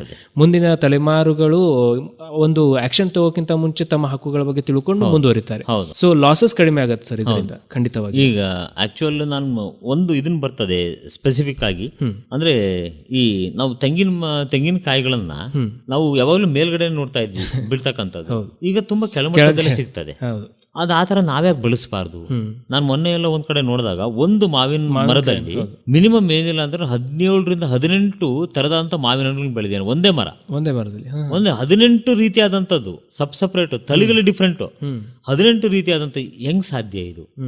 ಅಂದ್ರೆ ನಾವು ಆತರ ಥಿಂಕ್ ಮಾಡ್ತೀವಿ ಅಂತ ಅಂದಾಗ ಏನೆಲ್ಲ ಪಾಸಿಬಿಲಿಟೀಸ್ಗಳು ಇರ್ತದೆ ಇದರೊಳಗೆ. ನಮ್ಮ ವಿಚಾರಗಳನ್ನ ನಾವು ಯಾವ ರೀತಿ ಅದನ್ನ ಎಕ್ಸಿಕ್ಯೂಟ್ ಮಾಡ್ತೀವಿ, ಅವಾಗ ಮಾತ್ರ ನಮಗೆ ಅದ್ರ ಬಗ್ಗೆ ಅರಿವು ಜಾಸ್ತಿ ಆಗ್ತಾ ಹೋಗ್ತದೆ. ಮತ್ತು ಆಮೇಲೆ ನಾವು ಜಾಸ್ತಿ ತಿಳ್ಕೊಳೋದಕ್ಕೆ ಪ್ರಯತ್ನ ಪಡ್ತಾ ಹೋಗ್ತೀವಿ. ಖಂಡಿತ ಸರ್, ಎಷ್ಟೋ ರೈತರುಗಳು ಸಹ ನಾವು ಇವತ್ತು ನೋಡ್ತಾ ಹೋದಾಗ ಪಾಪ ಆರ್ಥಿಕ ಇದನ್ನ ಸಹಾಯ ಇರೋದಿಲ್ಲ, ಅವರೆಲ್ಲ ಪಾಪ ಬೆಳಗಿಂದ ಸಾಕಾಗ ದುಡಿತಾರೆ. ಬಟ್ ಅವ್ರನ್ನ ನಾವು ಇವತ್ತು ರೆಸ್ಪೆಕ್ಟ್ ಮಾಡೋದೇ ಅಂತ ಇದ್ರೊಳಗೆ ಇಲ್ಲ. ಯಾಕೆಂದ್ರೆ ನಾವು ಎ ಸಿ ಕಾಲಲ್ಲಿ ಕೂತಿರ್ತೀವಿ, ಎ ಸಿ ಚೇಂಬರ್ ಅಲ್ಲಿ ಇದೀವಿ, ನಾವೆಲ್ಲ ಮಾತಾಡ್ತೀವಿ, ನಾವೆಲ್ಲ ಮಾತಾಡೋದು ತುಂಬಾ ಈಸಿ. ಬಟ್ ಒಬ್ಬ ವ್ಯಕ್ತಿ ಸಾಲು ಕೆಲಸ ಮಾಡ್ತಾ ಇದ್ದಾನೆ, ಹೊಲದಲ್ಲಿ ಕೆಲಸ ಮಾಡ್ತಾ ಇದ್ದಾನೆ ಅಂತಂದ್ರೆ ಅವನು ತನ್ನ ಜೀವನ ಪಣಕ್ಕಿಟ್ಟನೆ ಕೆಲಸ ಮಾಡ್ತಾ ಇರ್ತಾನೆ. ಈಗ ಮಳೆ ಬರ್ಬೇಕಾದ್ರೆ ಯಾವಾಗ ಸಿಲ್ ಹೊಡಿದೆ ಅಂತ ಗೊತ್ತಿಲ್ಲ, ಪಾಪ ಸತ್ತೋಗ್ಬಿಡ್ತಾನೆ ಅವನು. ಒಬ್ಬ ರೈತ ಕಳ್ಕೊಂಡ್ವಿ ನಾವು ಅಂತಂದ್ರೆ ಇಡೀ ಸಮಾಜಕ್ಕೆ ದೊಡ್ಡದಾದಂತಹ ಅನಾಹುತ. ಹಾಗಾಗಿ ರೈತರುಗಳು ಮತ್ತೆ ನಮ್ಮ ಯುವ ಜನತೆ ಯಾರೆಲ್ಲ ಈ ರೂರಲ್ ಬ್ಯಾಕ್ಗ್ರೌಂಡ್ ಇಂದ ಬಂದಿರ್ತೀರಿ, ನಿಮ್ಮ ಕ್ಷೇತ್ರದಲ್ಲಿ ನೀವೂ ಕೂಡ ಈ ರೈತಾಪಿ ಅಂತಕ್ಕಂಥ ಏನು ಕಾನ್ಸೆಪ್ಟ್ ಇದೆ ಇದನ್ನ ಬಿಡಬೇಡಿ. ಇದರಿಂದ ನಿಮಗೆ ಅತ್ಯಧಿಕವಾದಂತಹ ಆರ್ಥಿಕ ಡೆವಲಪ್ಮೆಂಟ್ ಅಂತ ಏನ್ ಹೇಳ್ತೀವಿ ಅದಾಗ್ತದೆ. ಬಟ್ ನಾವು ಅದನ್ನ ಸರಿ ಬಳಸ್ಕೋಬೇಕಷ್ಟೇ. ಹೌದು, ಅಂದ್ರೆ ಅದ್ರ ಬಗ್ಗೆ ಮಾಹಿತಿಯನ್ನು ನಾವು ತಿಳ್ಕೊಳ್ಬೇಕು, ಪೂರ್ಣವಾಗಿ ಅದನ್ನ ತಿಳ್ಕೊಂಡು ನಾವು ಮುಂದುವರೆದಾಗ ನಿಜವಾಗ್ಲೂ ಒಳ್ಳೆ ರೀತಿಯಾದಂತಹ ಆರ್ಥಿಕವಾದ ಸಬಲತೆಯನ್ನ ನಾವು ಹೊಂದೋದಕ್ಕೆ ಸಾಧ್ಯತೆ. 1000 ಜನ ಎಷ್ಟೋ ಜನ ಸಹ ನಾನು ನೋಡಿದ್ದೀನಿ ಇದ್ರೊಳಗೆ, ಅದು ಎಲ್ಲೋ ಬೇರೆ ಕಡೆ ಎಲ್ಲನೂ ಆಗ್ತದೆ, ನಮ್ಮಲ್ಲಿ ಯಾಕೆ ಆಗೋದಿಲ್ಲ, ನಾವ್ಯಾಕೆ ಆ ಥರ ಥಿಂಕ್ ಮಾಡೋದಿಲ್ಲ ಅಂತಂತೇಳಿ. ಅಂದರೆ ಫಲವತ್ತತೆ ಪ್ಲಸ್ ನಮ್ಮಲ್ಲಿ ನೀರಿನ ಕೊರತೆ ಇರ್ಬೋದು, ಏನಿರ್ಬೋದು, ಬಟ್ ಆ ಕೊರತೆಯನ್ನು ನಾವು ಕೊರತೆ ಅಂತ ಅನ್ಕೊಂಡಲ್ಲ, ಬೇರೆ ರೀತಿ ಒಂದು ಬೆನಿಫಿಟ್ ಆಗ್ಬೋದು ಸರ್, ಆಗ್ಬೋದು. ಅಂದರೆ ಈಗ ನಮಗೆ ಭತ್ತ ಬೆಳಿಬೇಕು ಅಂದ್ರೆ ನೀರು ಬೇಕು, ಬೇರೆ ಬೆಳೆ ಬೆಳಿಬೇಕು ಅಂದ್ರೆ ಕಡಿಮೆ ನೀರು ಬೇಕಾಗ್ತದೆ, ನಾವು ಅದನ್ನ ಬೆಳಿಬೋದಲ್ಲ. ನಮ್ಮಲ್ಲಿ ಮೇನ್ ಸಮಸ್ಯೆ ಏನಾಗ್ತದೆ ಅಂದ್ರೆ ಈಗ ಟೊಮೆಟೊಗೆ ಜಾಸ್ತಿ ಪ್ರೈಸ್ ಬಂತು, ಎಲ್ಲರೂ ಟೊಮೆಟೊ ಹಾಕ್ಬಿಡ್ತಾರೆ, ಆಟೋಮೆಟಿಕಲಿ ಅವಾಗ ಪ್ರೈಸ್ ಏನಿದೆ ಕಡಿಮೆ ಆಗ್ಬಿಡ್ತಾರೆ. ಹಂಗಾಗಿ ಯಾರೋ ಅದನ್ನ ಬೆಳೀತದೆ, ನೀವು ಬೇರೆ ಬೆಳೀರಿ. ನೀವು ಬೇರೆ ಬೆಳೆದಾಗ ನಿಮಗೆ ಸಿಗ್ತಕ್ಕಂತಹ ಬೆಂಬಲ ಬೆಲೆ ಅದೇನಿದೆ ಸಿಗ್ತದೆ. ಅದು ನಾವ್ ಇಲ್ಲಿ ಮಾತಾಡ್ತೀವಿ, ಬಟ್ ರಿಯಾಲಿಟಿನೇ ಡಿಫ್ರೆಂಟ್. ಅಂದ್ರೆ ಅವ್ರಿಗೆ ಪಾಪ ರೈತರುಗಳಿಗೆ ಕಷ್ಟಪಟ್ಟಿರ್ತಾರೆ, ಅವ್ರಿಗೆ ಸರಿಯಂತ ಬೆಲೆ ಸಿಗಲ್ಲ. ಈಗ ನಾವೇನೇ ಹೋದ್ರೆ ನಿಜವಾಗ್ಲೂ ನಾವ್ ಹೇಳ್ತೀವಿ ಅಂತಂದ್ರೆ, ಈಗ ನಾವು ಒಂದು ಹೋಟೆಲಿಗೆ ಹೋಗ್ತೀವಿ, ನಮಗೆ ಅವನು ಯಾವನೋ ಫುಡ್ ಸರ್ವ್ ಮಾಡ್ದ, ಅವನಿಗೆಲ್ಲ ಸಂಬಳ ಕೊಟ್ಟಿರ್ತಾರೆ, ನಾವು ನಮ್ಮ ದೊಡ್ಡಸ್ಗೆ ತೋರಿಸ್ಕೊಳ್ಳೋಕೆ ಟಿಪ್ಸ್ ಅಂತ ಕೊಟ್ಟು ಬರ್ತೀವಿ, 100 ರೂಪಾಯಿನೋ 200 ರೂಪಾಯಿ. ಪಾಪ ಇಲ್ಲಿ ಕೂತ್ಕೊಂಡು ಕಷ್ಟಪಟ್ಟು ಬೆಳೆದಿರ್ತಾರೆ, ಅಲ್ಲಿ ಹೋಗಿ ಕೂತ್ಕೊಂಡು 10 ರೂಪಾಯಿ ಕೇಳಿದ ತಕ್ಷಣ ಚೌಕಾಸಿ ಮಾಡ್ತೀವಿ, ಇದೀಗ ಕಮ್ಮ ಇಷ್ಟು ಕಡಿಮೆ ಮಾಡು ಅಂತೇಳಿ. ಇದು ನಮ್ಮಲ್ಲಿರ್ತಕ್ಕಂಥ, ಅಂದ್ರೆ ನಾನು ಹೇಳೋದು, ನಾವು ನಮ್ಮ ಥಿಂಕಿಂಗ್ ಲೆವೆಲ್ ಚೇಂಜ್ ಮಾಡ್ಕೋಬೇಕು. ರೈತರಿಗೂ ಕೂಡ ಇದ್ರೊಳಗೆ ಹಕ್ಕಿದೆ, ಅವ್ರನ್ನು ಕೂಡ ಆ ಮನುಷ್ಯರು ಅಂತೇಳಿ ನಾವು ಅವ್ರನ್ನ ಟ್ರೀಟ್ ಮಾಡಿದ್ರೆ ನಿಜವಾಗ್ಲೂ ಕೂಡ ರೈತರಿಗೂ ಒಂಥರ ಎಂಕರೇಜ್ಮೆಂಟ್. ಮತ್ತು ನೀವು ಹೇಳಿದ್ ಕರೆಕ್ಟ್ ಇತ್ತು ಸರ್. ಈಗ ನಾನು ಮೊನ್ನೆ ಒಂದು ವಿಡಿಯೋ ನೋಡ್ತಾ ಇದ್ದೆ, ಅಲ್ಲಿ ಒಂದು ಜಪಾನ್ ದೇಶದ್ದು. ಸೊ ಅಲ್ಲಿ ರೈತರು ತಮ್ಮ ಏನು ಪ್ರಾಡಕ್ಟ್ಗಳಿರ್ತವೆ, ಏನು ಬೆಳೆಗಳನ್ನು ಬೆಳೀತಾರೆ, ತಮ್ದು ಎಲ್ಲೂ ಹೋಗೋದಿಲ್ಲ ಸರ್. ಅದು ತಮ್ಮದೇ ಒಂದು ಅಂಗಡಿ ತರ ಮಾಡ್ಕೋತಾರೆ. ಒಂದರಲ್ಲಿ ಈರುಳ್ಳಿ, ಒಂದರಲ್ಲಿ ಟೊಮ್ಯಾಟೊ, ಬೇರೆ ಬೇರೆ ತರ ಇಟ್ಟು ಅವರು ಒಂದು ಬಾಕ್ಸ್ ಇಟ್ಟು ಹೋಗ್ಬಿಡ್ತಾರೆ ಅವರು. ಅಂದ್ರೆ ಇಷ್ಟು ಸೂಪರ್ ಮಾರ್ಕೆಟ್ ತರ ಅಲ್ಲಿ ಸಣ್ಣಾಗಿ ಇದ್ರ ರೇಟ್ ಇಷ್ಟು, ಇದ್ರ ರೇಟ್ ಅಷ್ಟು ಅಂತ ಹಚ್ಚಿ ಹೋಗ್ಬಿಡ್ತಾರೆ. ಮತ್ತೆ ಅವರು ಕೆಲಸ ಮಾಡೋದು ತಮ್ಮ ಹೊಲಗಳಿಗೆ ಹೋಗೋದು. ಅಲ್ಲಿ ಗ್ರಾಹಕರು ಎಷ್ಟು ಅಂದ್ರೆ ಸಿವಿಕ್ ಸೆನ್ಸ್ ಇದೆ ಅಂದ್ರೆ ಅವರು ತಮ್ಗೆ ಎಷ್ಟು ಬೇಕಷ್ಟೇ ತಗೊಂಡು ಅದ್ರ ದುಡ್ಡು ಏನಿದೆ ಅದನ್ನ ಬಾಕ್ಸ್ ಅಲ್ಲಿ ಹಾಕಿ ಹೋಗ್ಬಿಡ್ತಾರೆ ಸರ್. ಸೊ ನಮ್ಮಲ್ಲಿ ಇದು ಒಂದು ಎಕ್ಸ್ಪೆಕ್ಟ್ ಮಾಡಕ್ ಸಾಧ್ಯನೇ. ಅದೇ ಸರ್. ಆಮೇಲೆ ಈ ರೀತಿಯ ಸಿವಿಕ್ ಸೆನ್ಸ್ ಬೇಕು ಅನ್ನೋದಕ್ಕೆ ಸಾಧ್ಯತೆ ಇದೆ, ಇಲ್ಲ ಅಂತ ಅನ್ನಲ್ಲ. ಬಹಳ ಕಷ್ಟ ಇದೆ ಸರ್, ಬಹಳ ಶ್ರಮ ಪಡ್ಬೇಕು. ಅಂದ್ರೆ ಒಂದ್ ಜನರೇಷನ್ ಚೇಂಜ್ ಆಗ್ಬೇಕು. ಮತ್ತೆ ಆಮೇಲೆ ಆ ಮಟ್ಟಕ್ಕೆ ನಾವು ಥಿಂಕ್ ಮಾಡೋ ಲೆವೆಲ್ ನಮ್ಮ ಮಕ್ಕಳನ್ನ ಬೆಳೆಸ್ಬೇಕು. ಖಂಡಿತ ನಾವು ಅವಾಗ ಮಾತ್ರ ಸರ್ ರೈತರಿಗೆ ಅಂದ್ರೆ ಅನುಕೂಲ ಆಗ್ತದೆ ಹೊರತು ಸರ್ ನಾವು ಈ ಕಾನೂನು ಮಾತಾಡ್ತೀವಿ, ಎಲ್ಲ ಮಾತಾಡ್ತೀವಿ ಚೇತನ್ ಸರ್ ಈಗ, ಬಟ್ ನಿಜವಾದ ಇಂಪ್ಲಿಮೆಂಟೇಷನ್ ಏನು ಅನ್ನೋದು ಕ್ವಶ್ಚನ್. ಕಾನೂನು ಇಲ್ಲಿ ಕೂತ್ಕೊಂಡು ನಾನು ಮಾತಾಡ್ಬೋದು, ನಾನು ಹೇಳ್ಬೋದು ನಿಮಗೆ ಇನ್ನೂ 3 ಗಂಟೆ 4 ಗಂಟೆ ಕೂತ್ಕೊಂಡು ನಾನು ಕಾನೂನು ಬಗ್ಗೆ ಮಾತಾಡೋದಕ್ಕೆ ಇದು ಹೆಸಿಟೇಷನ್ ಏನಲ್ಲ. ಬಟ್ ಎಲ್ಲ ಕ್ವಶನ್ ಬಂದಾಗ ಇಂಪ್ಲಿಮೆಂಟೇಷನ್ ಏನಾಗ್ತದೆ, ಎಷ್ಟು ಮಟ್ಟಕ್ಕೆ ಇದ್ರ ಬಗ್ಗೆ ನಾವು ತಲೆ ಕೆಡಿಸ್ಕೊತೀವಿ, ಅವ್ರಿಗೆ ಬಿಡು ಇಷ್ಟನ್ನೇ ಅಂತೇಳಿ. ಹಾಗಾಗಿ ನಾವು ಇರ್ತಕ್ಕಂತಹ ಈ ಚೌಕಟ್ಟೊಳಗೆ ನಾವು ಯಾವ ಮಟ್ಟಕ್ಕೆ ರೈತರನ್ನ ಅವರ ಆಸಕ್ತಿಯನ್ನ ಪ್ರೊಟೆಕ್ಟ್ ಮಾಡಬೇಕು. ಸೊ ನಾವೆಲ್ಲ ಏನೆಲ್ಲ ಇನಿಷಿಯೇಟಿವ್ ತಗೋತೀವಿ, ನಮ್ಮ ಕಡೆಯಿಂದ ಏನ್ ಸಹಾಯ ಆಗ್ತದೆ ಅಷ್ಟನ್ನ ಮಾಡುವ ಅಂತ ನಮ್ಮದು ಒಂದು ಅಭಿಪ್ರಾಯ. ಮತ್ತೆ ಅದೇ ರೀತಿ ಸರ್, ಈಗೆಲ್ಲ ಎಜುಕೇಟೆಡ್ಗಳು ವ್ಯವಸಾಯಕ್ಕೆ ಬರ್ತಿದ್ದಾರೆ. ಕೃಷಿ ಇಲಾಖೆಯಿಂದ ಒಂದು ಡಿಗ್ರಿ ತಗೊಂಡವರು ಆಗಿರ್ಬೋದು, ಅಥವಾ ಆ ಸಂಬಂಧಪಟ್ಟ ಈ ಒಂದು ಅದನ್ನು ಒಂದು ಹುದ್ದೆಯಾಗಿ ನೋಡ್ತಿದ್ದಾರೆ, ಒಂದು ಕೆಲಸವಾಗಿ ಜಾಬ್ ಆಗಿ. ನಿಜವಾಗ್ಲೂ ಈಗ ನೀವು ಅಗ್ರಿಕಲ್ಚರ್ ಯೂನಿವರ್ಸಿಟಿಗೆ ಕೃಷಿ ವಿಶ್ವವಿದ್ಯಾಲಯಕ್ಕೆ ಹೋದ್ರೆ ಎಷ್ಟೋ ವಿದ್ಯಾರ್ಥಿಗಳು ರೈತರ ಜೊತೆ ಒಳಗೆ ಸೇರ್ಕೊಂಡು ತಮ್ಮ ತಳಿಗಳನ್ನ ಬೆಳೆದು ಅದರಿಂದ ಹೆಚ್ಚುವರಿ ಇಳುವರಿ ಪಡೆದು ತಾವೂ ಬೆಳಿತಾರೆ, ರೈತರನ್ನು ಬೆಳೆಸ್ತಾ ಹೋಗೋದಕ್ಕೆ ಒಂದು ಪ್ರಯತ್ನ. ಅದೇ ಸರ್, ಈ ರೀತಿಯ ಒಂದು ಅಂದ್ರೆ ಪರಿಕಲ್ಪನೆ ಆಗಿರ್ಬೋದು, ಈ ಒಂದು ರೀತಿಯ ವಾತಾವರಣ ಹೆಚ್ಚಾದಂಗೆ ಮತ್ತೆ ಅದರ ಜೊತೆಗೆ ನಮ್ಮ ಕಾನೂನು ಅರಿವು ಸಹ ಅವರಿಗೆ ಸಿಕ್ಕಾಗ ಒಂದು ಸಮಾಜ ಬದಲಾಗಬಹುದು ಅಂತ. ನಿಜವಾಗ್ಲೂ ನಾವು ಮುಂಚೆನೆ ನಾವು ಮಾತಾಡಿದ ಹಾಗೆ ನಮ್ಮಲ್ಲಿ ಈ ಕಾನೂನು ಪ್ಲಸ್ ಈ ಕೃಷಿ ಬಗ್ಗೆ ಇರ್ತಕ್ಕಂಥ ಜ್ಞಾನ. ನಾವಿಲ್ಲಿ ನಮ್ಮ ಕಾನೂನು ವಿದ್ಯಾಲಯಗಳಲ್ಲಿ ನಾವು ಏನ್ ತಿಳಿಸ್ತಾ ಹೋಗ್ತೀವಿ, ಈ ಕಾನೂನಿದೆ, ಇದು ಇದಕ್ಕೆ ಸಂಬಂಧಪಟ್ಟಿರ್ತದೆ, ಪ್ರೊಟೆಕ್ಷನ್ ಇಷ್ಟೇ. ನಮ್ಮ ಕಾನೂನು ವಿದ್ಯಾರ್ಥಿಗಳಿಗೆ ಅದ್ರ ನಿಜವಾದಂತ ಪ್ರಾಕ್ಟಿಕಲ್ ಅಪ್ಲಿಕೇಶನ್ ಆಫ್ ಇದನ್ನ ಇರೋದಿಲ್ಲ, ಎಕ್ಸ್ಪೀರಿಯನ್ಸ್ ಇರಲ್ಲ, ಅನುಭವನೇ ಇಲ್ಲ. ಪ್ಲಾಂಟ್ ವೆರೈಟಿ ಅಂದ್ರೆ ಗೊತ್ತಾಗೋದಿಲ್ಲ. ನಾವು ಪ್ಲಾಂಟ್ ವೆರೈಟಿ ಈ ಸೆಕ್ಷನ್ ಕೆಳಗಡೆ ಇಷ್ಟಪ್ಪ ಸರ್, ನಿಮಗೆ ಫಾರ್ಮರ್ಸ್ ರೈಟ್ಸ್ ಬೇಕಾ, ಸೆಕ್ಷನ್ 39 ಓದ್ರಿ, ನಿಮಗೆ ಫಾರ್ಮರ್ಸ್ ರೈಟ್ಸ್ ಬಗ್ಗೆ ಮಾತಾಡ್ತಾರೆ ಅಷ್ಟೇ. ಸಬ್ ಬೆನಿಫಿಟ್ ಶೇರಿಂಗ್ ಬೇಕಾ, ನೀವು ಸೆಕ್ಷನ್ 18 ಓದಿ, ಈ ತರ ಹಿಂಗ್ ಹೇಳ್ತದೆ. ಸೊ ಇಷ್ಟನ್ನ ಅಲ್ಲಿ ಮಾತಾಡ್ತಾ ಹೋಗ್ತೀವಿ. ಬಟ್ ಅದ್ ಹೆಂಗೆ ಇದೆ, ವೆರೈಟಿ ಹೆಂಗ್ ಬೆಳಿತಾರೆ. ನಾವು ಸಣ್ಣರಿರ್ಬೇಕಲ್ಲ ನೋಡಿದ್ದು, ರೋಸ್ ಅಂತಕ್ಕಂಥ ಗುಲಾಬಿ ಗೊತ್ತಿತ್ತಲ್ಲ, 2 ತರದ್ದು, ಒಂದು ಬಿಳಿ ಇನ್ನೊಂದು ಕೆಂಪು. ಇವತ್ತು ರೀತಿಯಾದ ಕಲರ್ ಹೇಗ್ ಬಂತದು? ಈ ಕಸಿ ಅಂತಕ್ಕಂಥದ್ದು ಮಾಡ್ತೀವಿ, ನಮ್ಮಲ್ಲೇ ಮಾಡ್ತಾರೆ ಅದನ್ನ, ನಮ್ಮ ರೈತರುಗಳು ಮಾಡ್ತಾರೆ ಕಸಿ ಮಾಡ್ತಕ್ಕಂಥದ್ದನ್ನ. ಆ ಕಸಿ ಮಾಡಿ ಇದಕ್ಕೆ ಒಂದು ಕಾಂಡಕ್ಕೆ ಇನ್ನೊಂದು ಕಾಂಡವನ್ನು ಬೆರೆಸಿದಾಗ ಹೊಸ ತಳಿ ಬರ್ತದೆ. ಈ ರೀತಿಯಾದಂಥ ಎಷ್ಟೋ ತಳಿಗಳನ್ನ ನಮ್ಮ ಫಾರ್ಮರ್ಸ್ಗಳು ಬೆಳೆಸಿರ್ತಾರೆ. ಆ ತಳಿಗಳಿಗೆ ಯಾವ ರೀತಿಯ ಪ್ರೊಟೆಕ್ಷನ್ ಸಿಗ್ತದೆ, ಅವರು ಆ ಹೊಸ ತಳಿಗಳನ್ನು ಬೆಳೆಸ್ಕೊಂಡಿದ್ದಾಗ ಇನ್ನೊಂದೇನು ಅಂತಂದ್ರೆ, ನಮ್ಮಲ್ಲಿ ರಿಜಿಸ್ಟ್ರೇಷನ್ ಪ್ರಾಸೆಸ್ ಇದೆ ಇದರೊಳಗೆ. ಆ ರಿಜಿಸ್ಟ್ರೇಷನ್ ಪ್ರಾಸೆಸ್ಗೆ ಫಾರ್ಮರ್ಸ್ಗಳು ಫೀಸ್ ಕಟ್ಟಂಗಿಲ್ಲ. ಇದಕ್ಕೆ ಅವ್ರಿಗೇನು ಫೀಸ್ ಇಂದ ಎಕ್ಸಂಪ್ಷನ್, ಫಾರ್ಮರ್ಸ್ಗೆ ಮಾತ್ರ, ಬ್ರೀಡರ್ಸ್ ಸಿಗಲ್ಲ. Breeders they have to pay compulsory. But ಫಾರ್ಮರ್ಸ್ಗಳಿಗೆ ಇದರಿಂದ ಎಕ್ಸಂಪ್ಷನ್ ಇದೆ, ಫೀಸ್ ಪೇ ಮಾಡೋದು. ಅಂದ್ರೆ ಯಾವ ರೀತಿ ಡಿಫ್ರೆನ್ಶಿಯೇಟ್ ಆಗುತ್ತೆ ಸರ್ ಈಗ? ಅಂದ್ರೆ ಗೊತ್ತಾಗಬೇಕಲ್ಲ ನಮಗೆ, ಇವರು ಫಾರ್ಮರು ಇವರು ಬ್ರೀಡರ್ ಅಂತ ಯಾವ ರೀತಿ? ಅಂದ್ರೆ ಗವರ್ನಮೆಂಟ್ ಅಥಾರಿಟಿಯಿಂದ ಒಂದು ಡಿಕ್ಲರೇಷನ್ ಇರ್ತದೆ. ಸರ್ ನೀವು ಫಾರ್ಮರ್ ಅಂತಕ್ಕಂತ ಹೇಳಿ ಡಿಕ್ಲರೇಷನ್ ಅದ್ರ ಇದನ್ನ ಡಿಕ್ಲೇರ್ ಮಾಡಿದ್ದಾಗ ಮಾತ್ರ ಅವ್ರು ಫಾರ್ಮರ್ಸ್ ಅಂತ ಹೇಳಿ ಇದನ್ನ ಆಗ್ತದೆ. ಎಲ್ಲರನ್ನೂ ಕೂಡ ಫಾರ್ಮರ್ ಆಗೋದಕ್ಕೆ ಸಾಧ್ಯತೆ ಇಲ್ಲ. ಸೊ ಬ್ರೀಡರ್ಸ್ಗಳು ಕೆಲವೊಬ್ರು ತಮ್ಮನ್ನ ತಾವು ಫಾರ್ಮರ್ಸ್ ಅಂತ ರೆಪ್ರೆಸೆಂಟ್ ಮಾಡ್ಕೊಂಡಿದ್ದಾಗ ಅದು ನಂತರದಲ್ಲಿ ಗೊತ್ತಾಯ್ತು ಅಂತಂದ್ರೆ ಅವರ ರೈಟ್ ಅನ್ನ ಕಿತ್ಕೊಂಡಾಗ ರಿವೋಕೇಶನ್ ಮಾಡ್ತಕ್ಕಂಥ ಅವಕಾಶ ಇರ್ತದೆ. ಸರ್ ಈಗ ಅದೇ ರೀತಿ ಸರ್, ಈಗ ಸಸ್ಯ ತಳಿಗಳ ಸಂರಕ್ಷಣೆ ಮತ್ತು ರೈತರ ಹಕ್ಕುಗಳ ಕಾಯ್ದೆ ಅಂದ್ರೆ PPB ಮತ್ತು FR ಆಕ್ಟ್ 2001 ಬಗ್ಗೆ ನಾವು ಮಾತಾಡಿದ್ವಿ. ಸೊ ಈ ಕಾಯ್ದೆ ಮೂಲಕ ರೈತರಿಗೆ ಈ ಎಲ್ಲಾ ಹಕ್ಕುಗಳು ದೊರೀತವೆ ಅಂತ ಹೇಳಿದ್ರಿ. ಅದ್ರ ಜೊತೆಗೆ ಈಗ ರೈತರು ತಮ್ಮ ಬೀಜಗಳನ್ನ ಉಳಿಸಿಕೊಳ್ಳಿಕ್ಕೆ, ಹಂಚಿಕೊಳ್ಳಿಕ್ಕೆ ಮತ್ತು ಮಾರಾಟ ಮಾಡಲಿಕ್ಕೆ ಇರುವ ಹಕ್ಕುಗಳ ಬಗ್ಗೆ ಸ್ವಲ್ಪ ತಿಳಿಸ್ಬೇಕು ಸರ್. ಕಾನೂನು ಪ್ರಕಾರ ರೈತರುಗಳು ಏನೆಲ್ಲ ವಿವಿಧ ರೀತಿಯಾದ ತಳಿಗಳನ್ನ ಬೆಳೆಸ್ತಾ ಹೋಗ್ತಾರೆ ಅಥವಾ ಡೆವಲಪ್ ಮಾಡ್ತಾ ಹೋಗ್ತಾರೆ, ಅವರು ಅದನ್ನ ತಮಗೆ ಬೇಕು ಅಂತಂದ್ರೆ ತಮ್ಮಷ್ಟಿಗೆ ತಾವು ಬಳಸ್ಕೋಬಹುದು.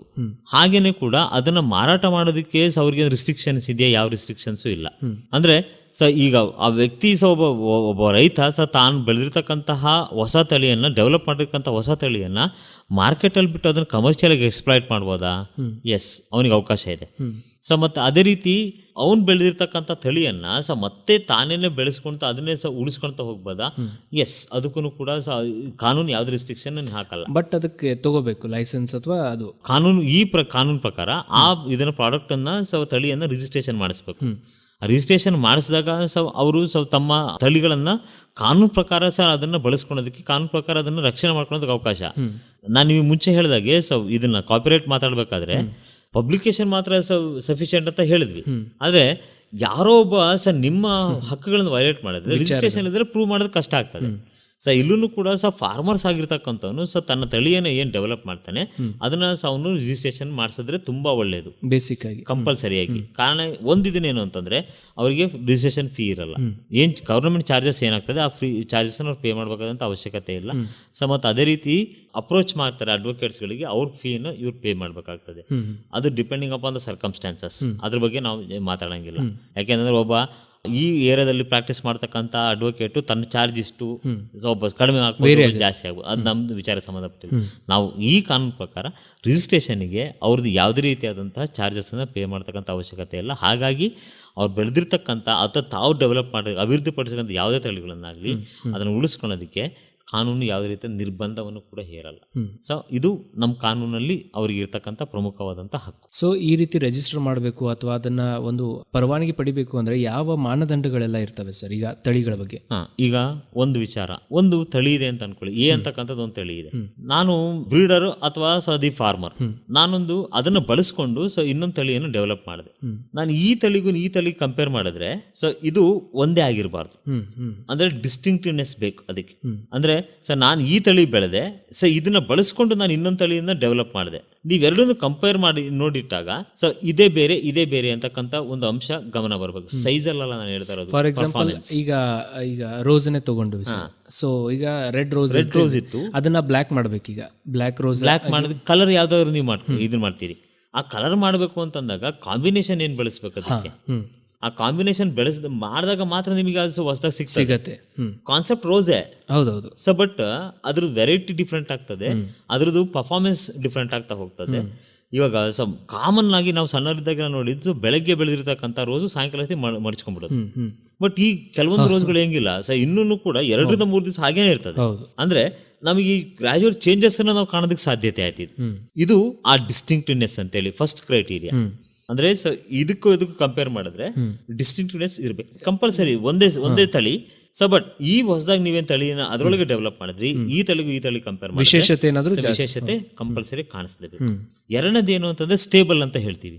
ಸ್ಟೇಬಲ್ ಅಂತಂದ್ರೆ ನಿಮ್ಗೆ ಅವಾಗಲೇ ನಾನು ಹೇಳಿದೆ. ಸೊ ಇವಾಗ ನಾನು ಬಳಸ್ತಾ ಇದ್ದೀನಿ ಇದನ್ನ, ಇನ್ನು ಅದನ್ನ ರಿಪೀಟೆಡ್ ಆಗಿ ನಾನು ಯೂಸ್ ಮಾಡಿದ್ರೆ ಅದೇನ್ ಪ್ರಾಮಿಸ್ ಮಾಡಿರ್ತಾರಲ್ಲ ಅದೇ ಇರ್ಬೇಕು. ಅಂದ್ರೆ ಪರ್ಫಾರ್ಮೆನ್ಸ್ ಏನಿದೆಯಲ್ಲ, ಪರ್ಫಾರ್ಮೆನ್ಸ್ ಚೇಂಜ್ ಆಗುವ ಹಾಗೆ ಮಾಡುವ ಹಾಗೆ. ಕೇವಲ 1 ಅಥವಾ 2 ಬಾರಿ ಯೂಸ್ ಮಾಡಿದ್ರೆ ನೀವು 2 ಸತಿ ಯೂಸ್ ಮಾಡಿದ್ರೆ 3ನೇ ಸತಿ ಬರೋದಿಲ್ಲ ಅಂತ ಅನ್ನಂಗಿಲ್ಲ. ಸೊ ಈಗ ನಾವು ಎಕ್ಸಾಂಪಲ್ ನಾವು ಹಾಕೋಣ ಬಟ್ಟೆನೆ, ಇದನ್ನ ಕಂಟಿನ್ಯೂಸ್ ಆಗಿ 4 ಸತಿ ಯೂಸ್ ಮಾಡ್ಬಿಟ್ರೆ ಇದ್ರದ್ದು ಕ್ವಾಲಿಟಿನೇ ಹೋಗ್ಬಿಡ್ತದೆ ಕಂಟಿನ್ಯೂಸ್ ಇದನ್ನಾಯ್ತು ಅಂದ್ರೆ. ಬಟ್ ಬ್ರೀಡಲ್ಲಿ ಆತರ ಆಗಂಗಿರಲ್ಲ. ನೀವ್ ಎಷ್ಟು ದಿವಸ ರಿಪೀಟೆಡ್ ಆಗಿ ನೀವು ಯೂಸ್ ಮಾಡ್ತಾ ಇದೀರಿ, ಚೆನ್ನಾಗಿ ಕೊಡ್ತು ಇಳುವರಿ. ಸೊ ನೆಕ್ಸ್ಟ್ ಟೈಮ್ ನೀವು ಯೂಸ್ ಮಾಡಿದ್ರಿ ಅದೇ ಇಳುವರಿ ಬೇಕು. ಇವತ್ತು ಒಂದ್ಸತಿ ಕೊಟ್ಬಿಟ್ಟು ಸೊ ಅದಕ್ಕೆ ಮತ್ತೆ ಸೆಕೆಂಡ್ ಟೈಮಿಗೆ ಅದನ್ನ ಬರೋದಿಲ್ಲ ಅಂತಂದ್ರೆ ಸೊ ಅದು ರಿಜಿಸ್ಟ್ರೇಷನ್ ಯೋಗ್ಯತೆ ಅಲ್ಲ. ಸೊ ಅದನ್ನೆಲ್ಲ ಮುಂಚೆ 2 ಕ್ರಾಪ್ ಅನ್ನ ನೋಡ್ಬಿಟ್ಟು 2 ಕ್ರಾಪ್ ಅನ್ನ ಫಾರ್ಮರ್ಸ್ಗಳು ಅದನ್ನ 2 ಕ್ರಾಪ್ ಅನ್ನ ಬಳಸ್ತಾರೆ. ಚೇಂಜ್ ಆಗದಲ್ಲಿದ್ರೆ ಮಾತ್ರ ರಿಜಿಸ್ಟ್ರೇಷನ್ ಇರ್ತದೆ ಇದು. ಸೊ ಮತ್ತೆ ಆ ಕಾನ್ಸೆಪ್ಟ್ ಆಫ್ ಯೂನಿಫಾರ್ಮಿಟಿ ಅಂತೇಳಿ ಸೊ ಬಳಸ್ತಕ್ಕಂತ ಯಾವುದೇ ಪ್ರಾಡಕ್ಟ್ಗಳು ಒಂದೇ ತರದಂತ ರೀತಿ, ಅಕ್ಕಿನೇ, ಗೋಧಿನೇ, ಬಟ್ ಅದ್ರಲ್ಲಿ ವೆರೈಟೀಸ್, ಇದು first quality, second quality, third quality, so ಇದು ಈ ವೆರೈಟಿ, ಇದು ಈ ವೆರೈಟಿ, ಸೊ ಈ ತರ ಅಂತ ವೆರೈಟೀಸ್ಗಳನ್ನ ನಾವು ನೋಡ್ತಾ ಹೋಗ್ತೀವಿ. ಬಟ್ ಯೂನಿಫಾರ್ಮಿಟಿ ಒಂದೇ ಆಗ್ತಾ ಹೋಗ್ತಾ ಇರ್ತದೆ. ಹಾಗಾಗಿ ಸೊ ಈ 3 ಎಸೆನ್ಷಿಯಲ್ ಕ್ರೈಟೀರಿಯಾ ಅಂತಕ್ಕಂಥದ್ದು ಏನಿದೆ ಇದು ಕಂಪಲ್ಸರಿ ಫುಲ್ಫಿಲ್ ಆಗ್ಬೇಕು. ಅವಾಗ ಮಾತ್ರ ರಿಜಿಸ್ಟ್ರೇಷನ್ ಹೋಗ್ತದೆ, ಇಲ್ಲದ್ರೆ ರಿಜಿಸ್ಟ್ರೇಷನ್ ಹೋಗಲ್ಲ. Yes sir. ಈಗ ನಾವು ತಳಿಯನ್ನ ಕಂಡುಹಿಡಿದಿದ್ದೀವಿ ಅಥವಾ ಇದರದೊಂದು ಪರಿಚಯ ಆಗಿದೆ. ಈಗ ಸೊ ಪರಿಚಯ ಆದ್ಮೇಲೆ ಮೊದಲಿಗೆ ನಾವು ಈ ರೀತಿ ನಾವು ಕಂಡುಹಿಡಿದಿದ್ದೀವಿ, ಇದ್ರ ಬಗ್ಗೆ ಎಕ್ಸಾಮಿನ್ ಮಾಡಿ ಅಂತ ನಾವು ಯಾರನ್ನಾದ್ರೂ ಕೇಳಬೇಕಾ ಅಥವಾ ಯಾವ ರೀತಿ ರಿಜಿಸ್ಟರ್ ಮಾಡ್ಬೇಕಾದ್ರೆ? ಇಲ್ಲ, ಸೊ ಅದು ಒಬ್ಬ ವ್ಯಕ್ತಿ ಒಂದು ಬ್ರೀಡ್ ಅನ್ನು ಬೆಳಿತಾನೆ ಅಂತ ಅನ್ಕೊಳ್ಳಿ. ಹಾ ಸರ್. ಅಂದ್ರೆ ನೀವು ಈಗ ಹೇಳಿದ್ರಿ ಒಂದು ಇಳುವರಿ ನೋಡಿ ಅವರು ರಿಜಿಸ್ಟರ್ ಮಾಡ್ಬೋದು ಅಂತ, ಬಟ್ ಅದನ್ನ ಹೆಂಗ್ ನೋಡ್ತಾರೆ ಸರ್? ಯಾರು ನೋಡ್ತಾರೆ? ಸೊ ಈಗ ಸರ್ಟಿಫೈ ಮಾಡ್ತಕ್ಕಂಥದ್ದು ಏನಿರ್ತದೆ, ಒಬ್ಬ ವ್ಯಕ್ತಿಯಿಂದ ನಾವು ಇವಾಗ ಅಥಾರಿಟಿ ಅನ್ನೋದು ಇರ್ತದೆ ಈ ಕೆಳಗಡೆ, ಈ ಅಥಾರಿಟಿಗೆ ಅಪ್ರೋಚ್ ಮಾಡ್ತಾರೆ. ಅಪ್ರೋಚ್ ಮಾಡಿದ ನಂತರದಲ್ಲಿ ಸೊ ಇದು ರಿಜಿಸ್ಟ್ರೇಷನ್ ಎಲಿಜಿಬಲ್ ಅಥವಾ ಇಲ್ವಾ ಅಂತಕ್ಕಂಥದ್ದನ್ನ ಕನ್ಫರ್ಮೇಶನ್ ಮಾಡ್ಕೋಬೇಕು. ಈ 3 ಟೆಸ್ಟ್ ಗಳನ್ನ ನಾವು ಕಂಪಲ್ಸರಿಯಾಗಿ ನಾವು ಫುಲ್ಫಿಲ್ ಮಾಡಿದ್ರೆ ಡಿಸ್ಟಿಂಕ್ಟಿವ್ನೆಸ್, ಯೂನಿಫಾರ್ಮಿಟಿ ಅಂಡ್ ಸ್ಟೆಬಿಲಿಟಿಯನ್ನು ನಾವು ಫುಲ್ಫಿಲ್ ಮಾಡಿದಾಗ ಮಾತ್ರ ಆ ತಳಿ ರಿಜಿಸ್ಟ್ರೇಷನ್ ಹೋಗ್ತದೆ. ಇಲ್ಲದ್ರೆ ಹೋಗಕ್ ಸಾಧ್ಯನೇ ಇಲ್ಲ ಅಲ್ಲಿ. ಅಂದ್ರೆ ಒಬ್ಬ ವ್ಯಕ್ತಿ ಇರ್ತಾನೆ, ಆ ವ್ಯಕ್ತಿ ಒಬ್ಬ ಒಂದು ಅಥಾರಿಟಿ ಈ ಆಕ್ಟ್ ಕೆಳಗಡೆ ಬರ್ತದೆ, ಆ ಅಥಾರಿಟಿ ರೆಪ್ರೆಸೆಂಟ್ ಮಾಡ್ತಾನೆ. ಆ ಅಥಾರಿಟಿಯವರು ರೆಪ್ರೆಸೆಂಟ್ ಮಾಡಿದಂತ ಆ ವ್ಯಕ್ತಿ ಇದನ್ನೆಲ್ಲ ಗಮನದಲ್ಲಿ ಇಟ್ಕೊಂಡು ಸೊ ಇದು ಹೊಸ ತಳಿ ಹಳೆ ತಳಿಗೆ ಸಮನಾಗಿದೆ ಅಥವಾ ಇಲ್ಲ ಅಂತಕ್ಕಂಥದ್ದು ಒಂದು ಅಂಶವನ್ನು ಅವನು ಎಕ್ಸಾಮೈನ್ ಮಾಡ್ತಾನೆ. ಅದು ಇದಕ್ಕಿಂತ ಡಿಫ್ರೆಂಟ್ ಅಂತ ಅನ್ನಿಸಿದಾಗ ಮಾತ್ರ ಅವನು ಅಲ್ಲಿಗೆ ಹೋಗ್ತಾನೆ, ಅವ್ರು ಒಂದು ರಿಪೋರ್ಟ್ ಬರೀತಾನೆ ಅವನು. ಎಸ್, ಇದು ಮುಂಚಿದ್ದ ತಳಿಗೂ ಇದಕ್ಕೂ ಸಂಬಂಧ ಇಲ್ಲ, ಸ್ವಲ್ಪ ವ್ಯತ್ಯಾಸ ಇದೆ ಅಂತ. ಇದೆಲ್ಲ ವ್ಯತ್ಯಾಸಗಳು ಅಂತ. ಯೂನಿಫಾರ್ಮಿಟೀಸ್ ನಾವು ಹೇಳಿದಾಗೆ ನಿಮಗೆ ಸ್ಪೆಸಿಫಿಕ್ ಆಗಿ ನೀವು ಬಳಸ್ತಾನೆ ಇದ್ರಿ, ನಿಮ್ಮ ಎಸೆನ್ಷಿಯಲ್ ಮೇನ್ ಕ್ಯಾರೆಕ್ಟರಿಸ್ಟಿಕ್ ಏನು ಅದು ಚೇಂಜ್ ಆಗಲ್ಲ. ಅದು ಗೋಧಿನೇ, ಸೊ ಅಕ್ಕಿನೇ, ಬಟ್ ಆ ವೆರೈಟೀಸ್ಗಳು ಚೇಂಜ್ ಆಗ್ತಾ ಹೋಗ್ತದೆ. ನೀವು ಬೆಳಿತಕ್ಕಂಥ ಯಾವ್ದು ಇದೆ ಅಂತ ಅದನ್ನು ಕೂಡ ಗಮನಿಸ್ತಾನೆ ಅವನು. ಸೊ ಅವಾಗ ಅದು ಹಳೆ ಕ್ರಾಪಿಗೂ ಹೊಸ ಕ್ರಾಪಿಗೂ ಇರ್ತಕ್ಕಂಥ ಇನ್ನೊಂದು ತರದಂತ ಡಿಫ್ರೆನ್ಸ್. ಥರ್ಡ್ ಏನು ಅಂತಂದ್ರೆ ಸ್ಪೆಸಿಫಿಕ್ ಆಗಿ ಸ್ಟೆಬಿಲಿಟಿ, ನಿಮಗೆ ಮುಂಚೆ ಹೇಳಿದಾಗೆ ಇವತ್ತು ಕೊಡ್ತಕ್ಕಂಥ ಇಳುವರಿ ನೆಕ್ಸ್ಟ್ ಟೈಮ್ ಕೂಡ ಅದೇ ಕೊಟ್ಟಿರ್ಬೇಕು. 2 ಕ್ರಾಪ್ ಅನ್ನ ಅವರು ಎಕ್ಸಾಮೈನ್ ಮಾಡ್ಬಿಟ್ಟು ಅದಕ್ಕೆ ರಿಪೋರ್ಟ್ ಬರೀತಾರೆ. ಇವಿಷ್ಟು ಗಮನದಲ್ಲಿ ಇಟ್ಕೊಂಡು ರಿಜಿಸ್ಟ್ರೇಷನ್ ಅವ್ರು ಹೋಗೋದಕ್ಕೆ ಅವಕಾಶ. Yes sir. ಇದೇ ಕುರಿತಾಗಿ ಇನ್ನೊಂದು ಕ್ವಶನ್ ಅಂದ್ರೆ, ಈಗ ನಾವು ಒಂದು ಅಕ್ಕಿನ ತಗೊಂಡ್ರೆ ಒಂದ್ ಕಡೆ ಬಾಸುಮತಿ ಅಕ್ಕಿಗಳಿರ್ತವೆ, ಒಂದು ಸೋನಾ ಮಸೂರಿ ಇರ್ತದೆ. ಸೊ ಈ ರೀತಿ ಹೆಸರುಗಳನ್ನ ಈಗ ಬ್ರೀಡರ್ ಅಥವಾ ರೈತರೇ ಒಂದು ಡಿಸೈಡ್ ಮಾಡ್ತಾರ ಅಥವಾ ಯಾವ ರೀತಿ ಸರ್? ಅವ್ರು ಹೇಗೆ ಅವ್ರೊಂದು ಕೊಟ್ಕೊಂಡಿರ್ತಾರೆ, ನಾವ್ ಈ ತರ ಬೆಳಿತಾ ಇದೀವಿ ಒಂದು ಬ್ರೀಡ್ ಅಂತ ಹೇಳಿ. ಅಂದ್ರೆ ಪ್ಲಾಂಟ್ ಬ್ರೀಡರ್ ಆಗಿರ್ತಕ್ಕಂಥ ಏನ್ ಮಾಡ್ತಾನೆ, ಅವನು ತಂದೆ ಆದಂತಹ ಒಂದು ಬ್ರೀಡಿಗೆ ಹೊಸ ಹೆಸರನ್ನ ಕೊಟ್ಟಿರ್ತಾನೆ.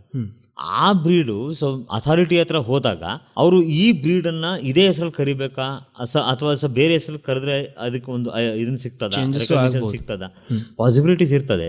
ಇದನ್ನ ಕಂಟಿನ್ಯೂಷನ್ ಆಗ್ಬೇಕು ಅಂತ ಏನಿಲ್ಲ, ಬಟ್ ಪ್ರಿಫರೆನ್ಸ್ ಯಾವಾಗ್ಲೂ ಇವ್ರೇನ್ ಯೂಸ್ ಮಾಡಿರ್ತಾರಲ್ಲ ಬ್ರೀಡ್ ಅನ್ನ ಅದೇ ನೇಮನ್ನ ಕಂಟಿನ್ಯೂ ಮಾಡೋದಕ್ಕೆ ಪ್ರಯತ್ನ ಪಡ್ತಾರೆ. ಅಂದ್ರೆ ಯಾವ ರೀತಿ ಹೆಸರು ಬರುತ್ತೆ ಸರ್? ಅಂದ್ರೆ ಈ ಸ್ಪೆಸಿಫಿಕ್ ಆಗಿ ಒಬ್ಬ ಪ್ಲಾಂಟ್ ಬ್ರೀಡರು ಒಂದು ವ್ಯಕ್ತಿ ಒಂದು ಹೊಸ ಬ್ರೀಡ್ ನಾವು ಡೆವಲಪ್ ಮಾಡ್ತಾ ಇದ್ದೇನೆ ಅಂತಂದ್ರೆ ಈಗ ಬಿ ಕಾಟನ್ ಅಪ್ಪ. ಸೊ ಬಿ ಕಾಟನ್ ಅಂದ್ರೆ ಏನು? ಕಾಟನ್ ಗೊತ್ತಿದೆ, ಬಿ ಕಾಟನ್ ಅಂದ್ರೆ ಏನು ಅಲ್ವಾ? ಅಂದ್ರೆ ಅದಕ್ಕೂ ಇದಕ್ಕೂ ಕಂಪೇರ್ ಮಾಡಿದ್ರೆ ಏನಾದ್ರು ವ್ಯತ್ಯಾಸ ಇದೆಯಾ? ನೀವು ಬಾಸ್ಮತಿಗೂ ಸೋನಾ ಮಸೂರಿಗೂ ಕಂಪೇರ್ ಮಾಡಿದ್ರೆ ಬಾಸ್ಮತಿ ಸೈಜ್ ಅಲ್ಲಿ ಉದ್ದ ನೀವು ಅನ್ನ ಮಾಡಿದ್ರು ಕೂಡ ಅದ್ರದ್ದು ಸೈಜ್ ಉದ್ದ ಆಗ್ತದೆ. ಸೋನಾ ಮಸೂರಿ ಹಂಗಲ್ಲ, ಸೊ ಸೈಜ್ ಅಲ್ಲಿ ತುಂಬಾ ಸಣ್ಣ, ಟೇಸ್ಟ್ ಡಿಫ್ರೆಂಟ್ ಆಗ್ತದೆ. ಸೊ ಅಲ್ಲಿ ಸ್ಮೆಲ್ ಬರ್ತಾ ಇದ್ರಲ್ಲಿ ಸ್ಮೆಲ್ ಬರಲ್ಲ, ಅರೋಮಾಸ್ಗಳು ಚೇಂಜಸ್ ಆಗ್ತಾ ಹೋಗ್ತದೆ. ಸೊ ಇದು ಆ ವ್ಯಕ್ತಿ ಅದನ್ನ ಡಿಸೈಡ್ ಮಾಡ್ತಾನೆ, ನನಗೆ ಇದು ಅವನು ಇದಕ್ಕೆ ಸಿಕ್ಕಿದಂತ ಇದನ್ನ ವಿಚಾರಗಳದು. ಅಂದ್ರೆ ಇದು ನನಗೆ ಸೋನಾ ಮಸೂರಿ, ನನಗೆ ಏನೋ ಒಂಥರ ಇದನ್ನಪ್ಪ ಇದು ಅಟ್ರಾಕ್ಷನ್ ಆಗ್ತಾ ಇದೆ ನನಗೆ ಸೋನಾ ಮಸೂರಿ ಅಂತ ಹೇಳಿ. ಸೊ ಅದು ಆ ಹೆಸರನ್ನ ಅವ್ನು ಡಿಸೈಡ್ ಮಾಡ್ಕೊಂತ ಹೋಗ್ತಾನೆ. ಅದ್ರ ಬೇಸಿಸ್ ಮೇಲೆ ಹಲವಾರು ರೀತಿಯಾದಂತ ಇದನ್ನ ಕಾನ್ಸೆಪ್ಟ್ಗಳು ಬೆಳೀತಾ ಹೋಗ್ತದೆ. ನಾವು ಲಾಸ್ಟ್ ಟೈಮ್ ಒಂದು ಲೀಗಲ್ ಏಡ್ ಕ್ಯಾಂಪ್ ಮಾಡಿದ್ವಿ ಹಂದಿಗನೂರು ಅಂತೇಳಿ. ಅಲ್ಲಿ ಅಕ್ಕಿ ಬೆಳಿತಾರೆ. ಆ ಅಕ್ಕಿ ಸೊ ಅಲ್ಲೇನೆ ಅವರೇ ಬೆಳೆದು ಸೊ ಅವರೇನೆ ಡೆವಲಪ್ ಮಾಡಿರ್ತಕ್ಕಂಥ ವೆರೈಟಿ, ಅವರೇನೆ ಇದನ್ನ ಮಾಡಿರ್ತದ್ದು. ಸೊ ನಾವು ಅದನ್ನ ಒಂದು 25 ಕೆಜಿ 30 ಕೆಜಿ ತಗೊಂಬಂದೆ ನಾನು ಅವಾಗ ಸೇದಕ್ಕೆ. ಅದ್ರ ಕಾಸ್ಟ್ ಮೇ ಬಿ 60 ರಿಂದ 70 ರೂಪಾಯಿನೋ ಪರ್ ಕೆಜಿ. ಸೊ ತುಂಬಾ ಟೇಸ್ಟ್ ಇರ್ತದೆ. ತುಂಬಾ ಟೇಸ್ಟ್ ಅಂದ್ರೆ ಅಲ್ಲೇನೆ ಬೆಳಿತಾರೆ, ಅವರೇ ಇದ್ರ ಮಾಡ್ತಾರೆ, ಎಲ್ಲೂ ಕೊಡಕ್ ಹೋಗಲ್ಲ. ತಮ್ಮ ಮನಸ್ಸಿಗೆ ತಮ್ಮ ಮನೆಗೆ ಬೇಕಲ್ಲ ಅಷ್ಟನ್ನು ಬಳಸ್ಕೊಂತಾರ ಅವ್ರು. ತುಂಬಾ ಟೇಸ್ಟ್ ಇತ್ತು, ತುಂಬಾ ಚೆನ್ನಾಗಿತ್ತು. ಮಾತ್ರ ನೀವ್ ಯಾಕೆ ಇದನ್ನ ಸೇಲ್ ಮಾಡೋದಿಲ್ಲ ಅಂದ್ರೆ ನಮಗೆ ಇದನ್ನಿಲ್ಲ, ಅವಶ್ಯಕತೆ ಇಲ್ಲ, ನಾವು ನಾವು ಬೆಳ್ಕೊಂತೀವಿ ಅಂತ. ನಮ್ಮಲ್ಲಿ ಇದು ಲ್ಯಾಕ್ ಆಫ್ ಅವೇರ್ನೆಸ್. ಅವ್ರಿಗೆ ಅದ್ರ ಬಗ್ಗೆ ಜಾಸ್ತಿ ಇದನ್ನ ನಾವು ಟ್ರೈ ಮಾಡಿದ್ವಿ ಅಲ್ಲಿ ಹೇಳೋದಕ್ಕೆ. ಆಲ್ರೆಡಿ ಅವರು ಅಂದ್ರೆ ಒಂದು ಬೆಳಿತಾ ಇದ್ದಾರೆ, ತಳಿಯನ್ನ ಬೆಳೆದಿದ್ದಾರೆ, ಗೊತ್ತಿಲ್ಲ ಯಾರಿಗೂ. ಚೆನ್ನಾಗಿದೆ, ತುಂಬಾ ಚೆನ್ನಾಗಿದೆ, ತುಂಬಾ ಟೇಸ್ಟ್ ಇದೆ, ಎಲ್ಲದನ್ನೂ ಇದೆ.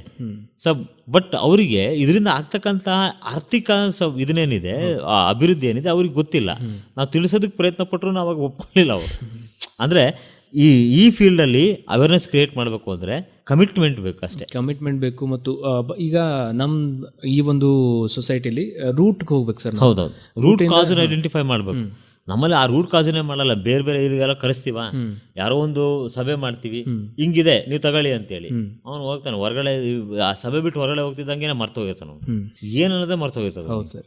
ಅಂದ್ರೆ ಎಲ್ಲ ರೈತರಿಗೆ ಹೇಳೋದೇನಪ್ಪ ಅಂತಂದ್ರೆ, ಅಥವಾ ಬ್ರೀಡರ್ಗಳಿಗೆ, ನಾವು ಈ ಒಂದು ಕಾರ್ಯಕ್ರಮವನ್ನ ಮಾಡೋ ಉದ್ದೇಶ ಇಷ್ಟೇ. ಅಂದ್ರೆ ಇದ್ರ ಬಗ್ಗೆ ಒಂದು ಮಾಹಿತಿಯನ್ನ ನಿಮಗೆ ತಿಳಿಸೋದ್ರ ಮೂಲಕ ಆರ್ಥಿಕವಾಗಿ, ಸಾಮಾಜಿಕವಾಗಿ ನಿಮ್ಮ ಅಭಿವೃದ್ಧಿ ಯಾವ ರೀತಿ ಆಗ್ಬೋದು ಅನ್ನೋದು ಒಂದು ಅರಿವು ಮೂಡಿಸ್ಲಿಕ್ಕೆ ಅಷ್ಟೇ. ಸೊ ಇದ್ರ ಬಗ್ಗೆ ಮಾತಾಡ್ತಿದ್ದೀವಿ ಸರ್ ನಾವು. ನೀವೇನಾದ್ರೂ ಅಥವಾ ಯಾರಾದ್ರೂ ಬಂದು ನನಗೆ ಇದ್ರ ಬಗ್ಗೆ ಇನ್ನಷ್ಟು ಇನ್ಫಾರ್ಮೇಶನ್ ಬೇಕು, ಯಾಕಂದ್ರೆ ಈ ನಮ್ಮ ಸಂದರ್ಶನದಲ್ಲಿ ಪೂರ್ತಿಯಾಗಿ ನಮಗೆ ಅವರಿಗೆ ಬೇಕಾದ ಮಾಹಿತಿ ಸಿಗೋದಿಲ್ಲ. ಸೊ ಯಾರಿಗಾದ್ರೂ ಇದ್ರ ಬಗ್ಗೆ ಹೆಚ್ಚಿದಾಗಿ ಒಂದು ಮಾಹಿತಿ ಬೇಕಂದ್ರೆ ಯಾರನ್ನ ಕಾಂಟ್ಯಾಕ್ಟ್ ಮಾಡಬಹುದು? ಅದೇ ನನ್ನನ್ನು ಕಾಂಟ್ಯಾಕ್ಟ್ ಮಾಡೋದಕ್ಕೆ ಹೇಳಿ ಸರ್. ನನ್ನ ನಮ್ಮ ಫೋನ್ ನಂಬರ್ ಬೇಕಾದ್ರೆ ಬರ್ಕೊಳೋದಕ್ಕೆ ಹೇಳಿ ಸರ್. 80956289887. ಇನ್ನೊಂದ್ಸಲ 80956289887. ಎಸ್, ಖಂಡಿತವಾಗಿಯೂ ತಮಗೇನಾದರೂ ಇದ್ರ ಬಗ್ಗೆ ಹೆಚ್ಚಿನ ಮಾಹಿತಿ ಬೇಕಾದರೆ ಸರ್ನ ಕಾಂಟ್ಯಾಕ್ಟ್ ಮಾಡಿ ನೀವು ಇದ್ರ ಬಗ್ಗೆ ಮಾಹಿತಿಯನ್ನ ತಿಳಿದುಕೊಳ್ಬಹುದು. ವೆಲ್ ಸರ್, ಈಗ ನಾವು ಬೌದ್ಧಿಕ ಆಸ್ತಿ ಹಕ್ಕಿನ ಬಗ್ಗೆ ಮಾತಾಡ್ತಿದ್ವಿ. ಸೊ ರೈತರಿಗೆ ಇದು ಯಾವ ರೀತಿ ಒಂದು ಇನ್ಫಾರ್ಮೇಟಿವ್ ಆಗುತ್ತೆ ಅನ್ನೋದ್ರ ಬಗ್ಗೆ ಮಾತಾಡ್ತಿದ್ವಿ. ಅದ್ರ ಜೊತೆಗೆ ಈಗ ನಾವು ಒಂದು ರೈತರ ಜೊತೆಗೆ ಗ್ರಾಮೀಣ ಪ್ರದೇಶದ ಕೆಲವೊಂದು ಆದಿವಾಸಿಗಳದ್ದು ಕೊಡುಗೆ ಇದರಲ್ಲಿ ಬಹಳ ಇದೆ. ಸೊ ಅವ್ರಿಗೂ ಇದು ಒಂದು ಬೆನಿಫಿಟ್ ಆಗಿ ವರ್ಕ್ ಆಗುತ್ತೆ. ಅವ್ರನ್ನ ಮುಟ್ಟೋದು ಇನ್ನೂ ತೀರಾ ಕಷ್ಟ. ಈಗ ರೈತರನ್ನ ಮುಟ್ಟೋದೇ ಒಂದು ಸಾಹಸದ ಕೆಲಸ ಅಂದ್ಮೇಲೆ ಅವ್ರನ್ನ ಮುಟ್ಟೋದು ಇನ್ನೂ ತೀರಾ ದೊಡ್ಡ ಕೆಲಸ ಸರ್. ನಮ್ಮಲ್ಲಿ ಇರ್ತಕ್ಕಂಥ ಪ್ರಮುಖ ಸಮಸ್ಯೆ ಏನು ಅಂತಂದ್ರೆ, ನಮ್ಮಲ್ಲಿ ಇನ್ನೊಂದು ಕಾನೂನಿದೆ, ಈ ಜೈವಿಕ ವೈವಿಧ್ಯತೆ ಕಾನೂನು 2002ನೇ ಇಸ್ವಿಯಲ್ಲಿ ತಗೊಂಡ್ಬಂದ್ವಿ ನಾವು. ಅದನ್ನು ಕೂಡ ಈ ಯಾವ ಜೀವಂತವಾಗಿರ್ತಕ್ಕಂಥ ವ್ಯಕ್ತಿಗಳ ಬಗ್ಗೆ ಅದು ಮಾತಾಡ್ತಾ ಹೋಗ್ತದೆ. ಯಾಕಂದ್ರೆ ಪೇಟೆಂಟ್ ಅದಕ್ಕೆ ಪ್ರೊಟೆಕ್ಷನ್ ಕೊಡಲ್ಲ, ಅದಕ್ಕೆ ಹೊಸದಾಗ ಕಾನೂನು ತಗೊಂಬಂದಿದ್ದು. ನಮ್ಮಲ್ಲಿ ಇರ್ತಕ್ಕಂಥ ಈ ಫಾರೆಸ್ಟ್ ಕನ್ಸರ್ವೇಷನ್ಸ್ ಗಳೆಲ್ಲ ಏನಿರ್ತದಲ್ಲ, ಫಾರೆಸ್ಟ್ ಪ್ರಾಡಕ್ಟ್ಸ್ ಅವೆಲ್ಲ, ಅದನ್ನೆಲ್ಲ ರಿಯಲ್ ಕನ್ಸರ್ವರ್ಸ್ ಆಫ್ ದ ಫಾರೆಸ್ಟ್ ಅಂತ ನಾವ್ ಯಾರನ್ನು ಕರಿತೀವಿ ಅಂತಂದ್ರೆ ಮೂಲ ಟ್ರೈಬಲ್ಗಳು. ಸೊ ಇವರಿಂದ ನಮ್ಮ ಫಾರೆಸ್ಟ್ ಅಂತಕ್ಕಂಥದ್ದು ಉಳ್ಕೊಂಡಿದೆ. ಅಲ್ಲಿ ಸಿಗ್ತಕ್ಕಂತಹ ಎಲ್ಲ ಸಂಪನ್ಮೂಲಗಳನ್ನ ಬಳಸ್ಕೊಂಡು ಅವ್ರು ಬದುಕ್ತಾರೆ, ಯಾವುದೇ ರೀತಿಯಂತ ಹಾನಿ ಮಾಡೋದಿಲ್ಲ. ಹಾಗಾಗಿ ಒಬ್ಬ ವ್ಯಕ್ತಿ ಯಾರೊಬ್ಬ ಬರ್ತಾನೆ, ಸೊ ನಾವೇನೆ ಅಂತ ಅನ್ಕೊಳ್ಳಿ, ನಾವು ರಿಸರ್ಚರ್, ಸಂಶೋಧಕರು, ಸೊ ನೀವು ಸಂಶೋಧಕರು, ನಾವೆಲ್ಲ ರಿಸರ್ಚ್ ಮಾಡಕ್ ಹೋಗ್ತೀವಿ ಅಂತ. ಈಗ ನಾನ್ ರಿಸರ್ಚರು, ಸೊ ನೀವು ಟ್ರೈಬ್ ಪೀಪಲ್, ನಿಮ್ಮಲ್ಲಿರ್ತಕ್ಕಂಥ ನಾಲೆಡ್ಜ್ ಅನ್ನ ನಾನು ಎಕ್ಸ್ಟ್ರಾಕ್ಟ್ ಮಾಡ್ತೀನಿ. ಅಂದ್ರೆ ಇದಕ್ಕೆ ಹಿಂಗ್ ಏನಂತಾರೆ, ಇದಕ್ಕೆ ಏನ್ ಬಿಡ್ತಾರೆ, ಇದರಿಂದ ಉಪಯೋಗ ಏನು, ಎಲ್ಲ ಇನ್ಫಾರ್ಮೇಶನ್ ಅಂತ ತಗೋತೀನಿ. ನಾನು ನನ್ನ ದೇಶಕ್ಕೆ ಹೋಗಿ ಇದು ನಾನ್ ಕಂಡಿಡಿದಿದ್ದು ಅಂತೇಳಿ ಸೊ ನಾನೆಲ್ಲ ಕ್ಲೈಮ್ ಪ್ರೊಟೆಕ್ಷನ್ ಮಾಡ್ಕೊಂತೀನಿ. ಅಂದ್ರೆ ನನ್ನ ಇನ್ವೆನ್ಷನ್ ಅಂತ ನಾನು ಪ್ರೊಟೆಕ್ಟ್ ಮಾಡ್ಕೊಂಡ್ಬಿಡ್ತೀನಿ. ನಿಮ್ಮ ಹಕ್ಕಿ ಏನಾಯ್ತು? ಇದು ನಮ್ಮಲ್ಲಿರ್ತಕ್ಕಂತಹ ಒಂದು ಪ್ರಮುಖವಾದಂತ ಒಂದು ಸಮಸ್ಯೆ. ಅದಕ್ಕೆ 2002ನೇ ಇಸ್ವಿ ಒಳಗೆ ಈ ಕಾನೂನು ಬಂದ ಮೇಲೆ ಜೈವಿಕ ವೈವಿಧ್ಯತೆ ಕಾಯ್ದೆ ಅಂತ ಅದು 2002ನೇ ಇಸ್ವಿಯಲ್ಲಿ ಬಂದಾದ್ಮೇಲೆ ಅದ್ರ ಕೆಳಗಡೆ ಒಂದು ಅಥಾರಿಟಿಗಳನ್ನ ಕ್ರಿಯೇಟ್ ಮಾಡ್ತಾ ಹೋದ್ರು, ಸೆಕ್ಷನ್ 4, ಸೆಕ್ಷನ್ 8 ಹಿಂಗೆ. ಅದರೊಳಗೆ NBA ಅಂತ ಬರ್ತದೆ ನಮ್ಮಲ್ಲಿ, ಸೊ ನ್ಯಾಷನಲ್ ಬಯೋಡೈವರ್ಸಿಟಿ ಅಥಾರಿಟಿ ಅಂತ. ಈಗ ಯಾವುದೇ ವ್ಯಕ್ತಿ ರಿಸರ್ಚ್ ಮಾಡಬೇಕು ಅಂತಂದ್ರೆ ಅವನು ಈ NBAಗೆ ಅಪ್ಲಿಕೇಶನ್ ಹಾಕೋಬೇಕು ಫಸ್ಟ್. ಮುಂಚೆ ಏನು ಇರ್ಲಿಲ್ಲ, ಈಗ ಫಸ್ಟ್ ಅಪ್ಲಿಕೇಶನ್ ಹಾಕೋಬೇಕು. NBA ಅವರು ಸ್ಟೇಟ್ ಲೆವೆಲ್ಗೆ ಕಾಂಟ್ಯಾಕ್ಟ್ ಮಾಡ್ತಾರೆ. ಅಲ್ಲಿ SBB ಅಂತ ಇರ್ತದೆ, ಸ್ಟೇಟ್ ಬಯೋಡೈವರ್ಸಿಟಿ ಬೋರ್ಡ್ ಅಂತ. ಅವರು ಈ ಲೋಕಲ್ ಲೆವೆಲ್ ಕಾಂಟ್ಯಾಕ್ಟ್ ಮಾಡ್ತಾರೆ ನಮ್ಮ ಪಂಚಾಯತ್ ಲೆವೆಲ್ಗೆ. ಅಲ್ಲಿ BMC ಅಂತ ಇರ್ತದೆ, ಬಯೋಲಾಜಿಕಲ್ ಮ್ಯಾನೇಜ್ಮೆಂಟ್ ಕಮಿಟಿ ಅಂತ ಹೇಳಿ. ನಮ್ಮಲ್ಲಿ ಎಷ್ಟು ಪಂಚಾಯತ್ಗಳಿಗೆ ಇದು ಕಾನ್ಸೆಪ್ಟೇ ಗೊತ್ತಿಲ್ಲ ಸರ್, ಗೊತ್ತೇ ಇಲ್ಲ, ಇದು ಗೊತ್ತಿಲ್ಲ ಅಲ್ವಾ. ಸೊ ಈಗ ಅವರು ಈ NBA ದವರು SBB ಅವರು ಈ BMC ಇರ್ತಾರಲ್ಲ ಪಂಚಾಯತ್ ಲೆವೆಲ್ಗೆ, ಅವ್ರಿಗೆ ಕಾಂಟ್ಯಾಕ್ಟ್ ಮಾಡ್ತಾರೆ. ಕಾರಣ ಯಾಕೆಂತಂದ್ರೆ ಅವ್ನು ರಿಸರ್ಚ್ ಮಾಡ್ಬೇಕಾದ್ರೆ ಇಲ್ಲೇನೆ ಹಳ್ಳಿಗಳಲ್ಲಿ. ಈಗ ಇವರು ಇಲ್ಲಿಂದ ಇನ್ಫಾರ್ಮೇಶನ್ ಕೊಟ್ಟಾದ್ಮೇಲೆ NBA ಅವರು ಅಲ್ಲಿ ಪರ್ಮಿಷನ್ ಕೊಡಕ್ ಅನುಕೂಲ ಆಗ್ತದೆ. ಸೊ ಬಟ್ ಇಲ್ಲಿ ಗ್ರೌಂಡ್ ಲೆವೆಲ್ ಒಳಗೆ ಇವತ್ತು ನೀವು ಎಷ್ಟು ಇವೆಲ್ಲರೂ ಬೇಕಾದ್ರೆ ಕೇಳ್ಕೊಂಬನ್ರಿ, BMC ಅಂದ್ರೆ ಏನು ಅಂತ ಕೇಳ್ರಿ, ಯಾರಿಗೂ ಗೊತ್ತಿಲ್ಲ. BMC ಅಂತ ಕಾನ್ಸೆಪ್ಟೇ ಗೊತ್ತಿಲ್ಲ. ಸೊ ಅವ್ರು ಅದನ್ನ ಡೆವಲಪ್ ಮಾಡ್ತಾ ಹೋದ್ರೆ ನಿಜವಾದಂತಹ ಒಂದು ಅಭಿವೃದ್ಧಿ ಪಡಿಸೋದಕ್ಕೆ ನಿಜವಾಗ್ಲೂ ಸಾಧ್ಯತೆ. ಪಂಚಾಯತ್ ಲೆವೆಲ್ ಒಳಗೆ ಇವರು ಇಲ್ಲಿ ಅಂತ ಗ್ರೀನ್ ಸಿಗ್ನಲ್ ಕೊಟ್ರೆ, SBB ಮತ್ತೆ ನ್ಯಾಷನಲ್ ಅಥಾರಿಟಿ ಒಳಗೆ ಅವರು ಪರ್ಮಿಷನ್ ಕೊಡ್ತಾರೆ ರಿಸರ್ಚ್ ಮಾಡಿ ಅಂತ. ರಿಸರ್ಚ್ ಮಾಡಿ ಅಂತ ಕೊಡ್ಬೇಕಾದ್ರೆ ಅವ್ರು ಕಂಡೀಷನ್ ಹಾಕ್ತಾರೆ, ನೀವು ಈ ಟರ್ಮ್ಸ್ ಅಂಡ್ ಕಂಡೀಷನ್ ಒಪ್ಕೊಂಡ್ರೆ ಮಾತ್ರ ನಿಮಗೆ ಪರ್ಮಿಷನ್ ಅಂತ. ನೀವು ಒಪ್ಕೊಂಡ್ಲಿಲ್ವಾ, ಇಲ್ಲ ನಿಮಗೆ ಪರ್ಮಿಷನ್ ಇಲ್ಲ. ಅಂದ್ರೆ ಈಗ ನಾನು ಮುಂಚೆ ಹೇಳಿದಾಗೆ ನಿಮ್ ನಾಲೆಡ್ಜ್ ನಾನು ಶೇರ್ ಮಾಡಿದೆ, ಬಟ್ ನಿಮಗೇನ್ ಬೆನಿಫಿಟ್? ನಾನು ಹೋಗಿ ಅಲ್ಲಿ ನಾನು ಇದು ಪ್ರೊಟೆಕ್ಷನ್ ತಗೊಂಡೆ, ಪೇಟೆಂಟ್ ಕೆಳಗಡೆ ಯಾವ್ದ್ರ ಕೆಳಗಡೆ ತಗೊಂಡೆ, ನಾನ್ ದುಡ್ಡು ಮಾಡ್ತಾ ಹೋದೆ, ನಿಮ್ ಪ್ರೊಟೆಕ್ಷನ್ ಏನು? ಮತ್ತೆ ಇದು ಉಲ್ಟಾ ಆಗುತ್ತೆ. ಅದಕ್ಕೆ ಏನ್ ಮಾಡ್ತಾರೆ ಅಂದ್ರೆ ಈಕ್ವಿಟಬಲ್ ಬೆನಿಫಿಟ್ ಶೇರಿಂಗ್ ಅಂತ ಒಂದು ಕಾನ್ಸೆಪ್ಟ್ ಇದೆ. ಅಂದ್ರೆ ನೀವೇನು ಇದರಿಂದ ನಾನೇನು ರಿಸರ್ಚರ್ ಆಗಿ ನಾನೇನು ಬೆನಿಫಿಟ್ ತಗೊಂಡೆ ಅದನ್ನ ಶೇರ್ ಮಾಡ್ಬೋದು. ಸೆಕ್ಷನ್ 21 ಕೆಳಗಡೆ ಬಯೋಡೈವರ್ಸಿಟಿ ಆಕ್ಟ್ ಕೆಳಗಡೆ ಈ concept of the equitable sharing of the benefit ಅಂತ ಕೇಳಿ ಒಂದು ಪ್ರಮುಖವಾದಂತಹ ಅಂಶವನ್ನು ಗಮನದಲ್ಲಿಟ್ಟು ನೀವು ಆ ಲೋಕಲ್ ಕಮ್ಯುನಿಟಿ ಪೀಪಲ್ ಹತ್ರ ಏನ್ ತಗೊಂಡಿದ್ರಲ್ಲ ಟ್ರೈಬಲ್ಗಳ ಹತ್ರ, ಅವರಿಗೂ ಕೂಡ ಆರ್ಥಿಕವಾಗಿ ಸಹಾಯ ಮಾಡಬೇಕು. ಸೊ ಅವರಿಗೆ ನಿಮ್ಮನ್ನ ಒಂದು ಇದು, ಎರಡನೇದು ಅವ್ರನ್ನು ಕೂಡ ನೀವು ಈ ಹೊಸ ರೀತಿಯಾದಂತ ಏನು ಡೆವಲಪ್ ಮಾಡಿದ್ರಲ್ಲ ಅದ್ರಲ್ಲೂ ಅವ್ರನ್ನು ಕೂಡ ಭಾಗಿದಾರರು ಅಂತ ಅವ್ರಿಗೂ ಪೇಟೆಂಟ್ ಪ್ರೊಟೆಕ್ಷನ್ ಕೊಡಿಸ್ಬೇಕು ಅಂತ ಹೇಳಿ ಅದ್ರೊಳಗೆ ಹೇಳಿದ್ರು. ಸೊ ಅಲ್ಲಿವರೆಗೂ ನಮಗೆ ಈ ಕಾನೂನು ಇದ್ರ ಬಗ್ಗೆ ಅರಿವೇ ಇಲ್ಲ. ಯಾವನೋ ಬಂದ, ಯಾವನೋ ರಿಸರ್ಚ್ ಮಾಡ್ದ, ಸುಮ್ನೆ ನಿಮ್ಮ ಹತ್ರ ಮಾತಾಡಿದ್ವಿ, ನಿಮ್ಗೇನೋ ಒಂದು 10,000 ರೂಪಾಯಿನ ಕೊಟ್ವಿ, ಸೊ ನೀವು ಎಲ್ಲಾ ವಿಚಾರಗಳನ್ನ ಹೇಳ್ಬಿಟ್ರಿ. ಅದ್ ನಿಮಗೆ ಹೆಂಗ ಅನಿಸ್ತದೆ, ಬಂದು 10,000 ರೂಪಾಯಿ ಕೊಟ್ರು ಬಿಡಪ್ಪ ನಮಗೆ ಸಾಕಿಷ್ಟ ನಮಗೆ ಅಂತ ನಮ್ದು ಇದು ಸೆಲ್ಫ್ ಸ್ಯಾಟಿಸ್ಫ್ಯಾಕ್ಷನ್ಸ್. ಇದರಿಂದ ನಮಗೆ ಏನೇ ಆಗ್ತದೆ ಅಂತ ನಾವು ಥಿಂಕ್ ಮಾಡೋದೇ ಅಲ್ಲ. ಯಾಕಂದ್ರೆ ನಾನು ನಿಮ್ಗೆ ಹೇಳೋದೇ ಅಲ್ಲ ಅದನ್ನ ಏನಕ್ಕೆ ಬಳಸ್ಕೊಂತ ಇದೀನಿ, ಏನಕ್ಕೆ ಬಿಟ್ಟಿದ್ದೀನಿ ಅಂತ. ಮತ್ತೊಂದು ಸಣ್ಣ ವಿಚಾರ ಸರ್, ಈಗ ಅಷ್ಟು ಒಂದು ನನ್ನ ಏನೋ ಒಂದು ಹೇಳ್ತಿದ್ದೀನಿ ಅನ್ನೋದಕ್ಕೆ ಇಷ್ಟೆಲ್ಲ ದುಡ್ಡು ಕೊಡ್ತಿದ್ದಾನೆ ಅಂದ್ಮೇಲೆ ಅವ್ನಿಗೆ ಎಷ್ಟು ಬೆನಿಫಿಟ್ ಇರ್ಬೋದು ಇದ್ರ ಬಗ್ಗೆ? ಅದನ್ನ ನಮ್ಮ ಜನಗಳಿಗೆ ಅದ್ರ ಬಗ್ಗೆ ಅವೇರ್ನೆಸ್ ಇಲ್ಲ. ಈಗ ನಮ್ಮಲ್ಲಿ ಏನು ಅಂತಂದ್ರೆ ಯಾರೊಬ್ಬ ಒಂದಿಷ್ಟು ದುಡ್ಡು ಕೊಡ್ತಾ ಇದ್ದಾನೆ ಅಂತಂದ್ರೆ ಬಿಡಪ್ಪ ತುಂಬಾ ಒಳ್ಳೆಯದು ಅಂತ ಹೇಳಿ, ಬಟ್ ಅವ್ನು ನಿಮ್ಮ ರೈಟ್ ಅನ್ನು ವೈಲೇಟ್ ಮಾಡ್ತಾನೆ ಅಂತ ನಮಗೆ ಗೊತ್ತಾಗೋದಿಲ್ಲ. ಸೊ ಹಾಗಾಗಿ ಅವರು ಏನ್ ರೈಟ್ ಅನ್ನು ವೈಲೇಟ್ ಆಗ್ತಾ ಇದೆ, ಆ ರೈಟ್ ವೈಲೇಟ್ ಆಗ್ತಾ ಇರತಕ್ಕಂತ ಹಕ್ಕುಗಳನ್ನ ತಪ್ಪಿಸೋದಕ್ಕೋಸ್ಕರ ಈ NBA ಅಂತಕ್ಕಂಥ ಕಾನ್ಸೆಪ್ಟ್ ನ ಇಂಟ್ರೊಡ್ಯೂಸ್ ಮಾಡಿದ್ರು. ಅಲ್ಲಿ ಪರ್ಮಿಷನ್ ತಗೊಳ್ಳೇಬೇಕು, ಟರ್ಮ್ಸ್ ಅಂಡ್ ಕಂಡೀಷನ್ ಒಪ್ಕೋಬೇಕು. ನೀವು ಒಪ್ಕೊಳ್ಳಿಲ್ಲ, ಪರ್ಮಿಷನ್ ಇಲ್ಲ. ಸೊ ಇದು ಫಾರಿನ್ ರಿಸರ್ಚರ್ಗೆ. ಇಂಡಿಯನ್ ರಿಸರ್ಚರ್ಗಳು ಈ ಸ್ಟೇಟ್ ಬಯೋಡೈವರ್ಸಿಟಿ ಬೋರ್ಡಿಗೆ ಇನ್ಫಾರ್ಮೇಶನ್ ಅನ್ನು ಕೊಟ್ಟು ಅವ್ರನ್ನು ಕೂಡ ಈ ಬೆನಿಫಿಟ್ ಶೇರಿಂಗ್ ಅನ್ನ ಅಕ್ಸೆಪ್ಟ್ ಮಾಡಿಕೊಂಡು ಎಲ್ಲಿ ಲೋಕಲ್ ಕಮ್ಯುನಿಟಿ ಪೀಪಲ್ ಇರ್ತಾರೋ, ಎಲ್ಲಿ ಟ್ರೈಬಲ್ ಪೀಪಲ್ ಇರ್ತಾರೋ ಅವರಿಗೆ ಏನೆಲ್ಲ ನೀವು ಆರ್ಥಿಕವಾಗಿ ಬೇರೆ ರೀತಿಯಾದಂಥ ಏನೆಲ್ಲ ನಿಮ್ಮ ರಿಸರ್ಚ್ ಇಂದ ಏನೆಲ್ಲ ಔಟ್ಕಮ್ ಬಂದಿರ್ತದೆ ಅದನ್ನು ಅವ್ರ ಜೊತೆ ಕೂಡ ಶೇರ್ ಮಾಡಬೇಕಾದಂತ ಕಂಪಲ್ಸರಿ ಆಬ್ಲಿಗೇಷನ್ ಅವ್ರ ಮೇಲಿದೆ. ಈಗ ಇದು ನಮ್ಮ ಕಾನೂನಿನಲ್ಲಿ ಇರ್ತಕ್ಕಂತಹ ಪ್ರಾವಿಷನ್ಸ್. ಆದ್ರೆ ಮತ್ತೊನ್ಸ್ ಅಗೇನ್ ಎಷ್ಟು ಮಟ್ಟಿಗೆ ಇಂಪ್ಲಿಮೆಂಟ್ ಆಗಿದೆ ಅನ್ನೋದು ಗೊತ್ತಿಲ್ಲ ಸರ್. ಈಗ ಅದೇ ರೀತಿ ಇನ್ನೊಂದು ಅಂದ್ರೆ ಅದಕ್ಕೆ ಒಂದು ಸಂಬಂಧಿಸಿದ ಪ್ರಶ್ನೆ ಅಂದ್ರೆ, ಈಗ ನಾವು ಒಂದು ಟ್ರೈಬಲ್ ಕಮ್ಯುನಿಟಿಯಿಂದ ಈಗ ಫಾರ್ ಎಕ್ಸಾಂಪಲ್ ಒಂದು ಜೇನನ್ನ ತಗೊಳ್ಳೋಣ, ಜೇನುತುಪ್ಪ ಅಂತ ಹಿಡಿಯೋಣ. ಸೊ ಕಾಡ್ ಜೇನ್ ಬೇರೆ, ಈ ಬೇರೆ ಬೇರೆ ವೆರೈಟಿಗಳೆಲ್ಲ ಬರ್ತವೆ. ಸೊ ಒಂದು ಕಾಡ್ ಜೇನ್ ಮಾರ್ತಿದ್ದಾರೆ ಒಂದು ಲೇಬಲ್ ಹಚ್ಚಿ ಅಂತಂದ್ರೆ, ಅಂದ್ರೆ ಆಯಾ ಪ್ರದೇಶದಲ್ಲಿನೇ ಅದು ಮಾರ್ತಾ ಇದ್ದಾರೆ ನ್ಯಾಚುರಲ್ ಆಗಿ ಅಂದಾಗ, ಈಗ ನಮ್ಮ ಸರ್ಕಾರಗಳು ಅಥವಾ ಈ ಗ್ರೌಂಡ್ ಲೆವೆಲ್ ಅಲ್ಲಿ ಅವರಿಗೆ ಒಂದು ಗ್ಲೋಬಲ್ ಲೆವೆಲ್ ಅಲ್ಲಿ ಒಂದು ಪುಷ್ ಕೊಡ್ಲಿಕ್ಕೆ ಆಗಬಹುದು, ಮಾಡಬಹುದು. ಅಂದ್ರೆ ಆ ವಿಷನ್ ನಮ್ಮ ಹತ್ರ ಅಂದ್ರೆ ಗೌರ್ಮೆಂಟ್ ತನ್ನ ಒಂದು ಬ್ರ್ಯಾಂಡ್ ಅಂತ ಹೇಳಿ ದೇಶಕ್ಕಾಗಿ. ಹೌದು, ಅದು ಕಂಪಲ್ಸರಿಯಾಗಿ ಎಲ್ಲಾ ಸರ್ಕಾರಗಳನ್ನು ಕೂಡ ಈ ನಿಟ್ಟಿನಲ್ಲಿ ಥಿಂಕ್ ಮಾಡಿದ್ರೆ ಈ ಟ್ರೈಬಲ್ ಪೀಪಲ್ ಗಳ ಹಕ್ಕುಗಳನ್ನ ನಿಜವಾಗ್ಲೂ ಪ್ರೊಟೆಕ್ಟ್ ಮಾಡೋದಕ್ಕೆ ಅವ್ರು ನಿಜವಾದಂತಹ ಒಂದು ಗ್ರೇಟ್ ಕಾಂಟ್ರಿಬ್ಯೂಷನ್ ಅಂತ ನನ್ನ ಅನಿಸಿಕೆ. ಗವರ್ನಮೆಂಟ್ ರೋಲ್ ಇದೆ, ಬಟ್ ಆ ಗವರ್ನಮೆಂಟ್ ರೂಲ್ ಎಫೆಕ್ಟಿವ್ ಆಗಿ ಇಂಪ್ಲಿಮೆಂಟ್ ಆಗಬೇಕು ಅಂತಕ್ಕಂಥದ್ದು. ಅದು ಪುಸ್ತಕದಲ್ಲೇ ಉಳ್ಕೋಬಾರ್ದು, ಯಾವುದೋ ಸೆಕ್ಷನ್ ಒಳಗೆ ಹಿಂಗಿದೆ ಅಂತ ಹೇಳಬಾರ್ದು. ಯಾಕೆ ಅಂತಂದ್ರೆ ಈ IPR ಕೇಸಸ್ಗಳಲ್ಲಿ ನಾವು ಮ್ಯಾಕ್ಸಿಮಮ್ ನೋಡ್ತಾ ಇರೋದು ಇವಾಗ ಬರೀ trade mark violation, copyright, patent ಇಷ್ಟೇ. ಇದ್ರ ಬಗ್ಗೆ ತಲೆನೇ ಕೆಡಿಸ್ಕೊಳ್ತಾ ಇಲ್ಲ ಇದ್ರ ಬಗ್ಗೆ ಎಷ್ಟೋ ರೈತರ ಹಕ್ಕುಗಳು ವೈಲೇಟ್ ಆಗ್ತಾ ಬರ್ತದೆ.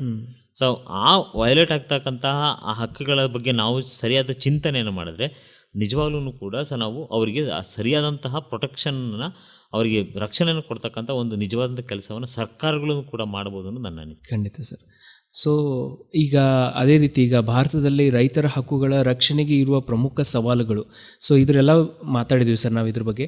ಸೊ ಇದನ್ನೆಲ್ಲ ಮಾಡಬೇಕಾದ್ರೆ ಯಾವ ರೀತಿ ಒಂದು ಸಮಸ್ಯೆಗಳು ಎದುರಾಗಬಹುದು ಅಂದ್ರೆ ಗ್ಲೋಬಲ್ ಲೆವೆಲಲ್ಲೂ ಕೂಡ ಮತ್ತೆ ನಮ್ಮ ದೇಶದ ಆ ಕಾಂಟೆಕ್ಸ್ಟ್ ನಾವು ಥಿಂಕ್ ಮಾಡಿದಾಗ್ಲೂ ಕೂಡ ನನ್ನ ಪ್ರಕಾರ ಏನು ಅಂತಂದ್ರೆ ನಮ್ಮಲ್ಲಿರ್ತಕ್ಕಂತಹ ಈ ಅಜ್ಞಾನವನ್ನ ತೊಳೆದ್ರೆ, ನಿಜವಾದಂತ ಜ್ಞಾನವನ್ನು ನಾವು ಪಡ್ಕೊಂಡ್ರೆ ಯಾವುದೇ ಅದೇ ಒಂದು ದೊಡ್ಡದಂತ ಇದು ವೆಪನ್ ನಮಗೆ.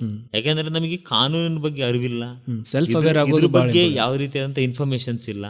ಹಾಗಾಗಿ ಸರ್ ನಮ್ಮ ಹಕ್ಕುಗಳನ್ನ ಬೇರೆಯೊಬ್ರು ವೈಲೇಟ್ ಮಾಡೋದಕ್ಕೆ ಇವತ್ತಿಗೂ ಕೂಡ ಆಗ್ತಾ ಇದೆ. ನಾವು ಬರೀ ಕಾನೂನು ಇದೆ ಅಂತ ಹೇಳ್ತಾ ಇದೀವಿ, ಬಟ್ ಎಷ್ಟು ಮಟ್ಟಿಗೆ ನಮ್ಮ ಜನಗಳಿಗೆ ಗೊತ್ತು ಇದ್ರ ಬಗ್ಗೆ, ನಾವು ಎಷ್ಟು ಮಟ್ಟಿಗೆ ಅವೇರ್ನೆಸ್ ಕ್ರಿಯೇಟ್ ಮಾಡ್ತಾ ಹೋಗ್ತಾ ಇದೀವಿ ಆ ಬಗ್ಗೆ ಸಹ ನಾವು ರೈತರುಗಳಿಗೆ ಈ ವಿಚಾರದ ಬಗ್ಗೆ ಅವೇರ್ನೆಸ್ ಕ್ರಿಯೇಟ್ ಮಾಡಿದ್ರೆ, ಅವ್ರು ತಿಳ್ಕೊಂಡ್ರೆ ನಿಜವಾಗ್ಲೂ ಕೂಡ ಸೊ ಅವರಿಗೆ ಆ ಪ್ರೊಟೆಕ್ಷನ್ ಸಿಗ್ತದೆ ಅಂತೇಳಿ. ಇದು ಮೇನ್ ಸವಾಲಿದು.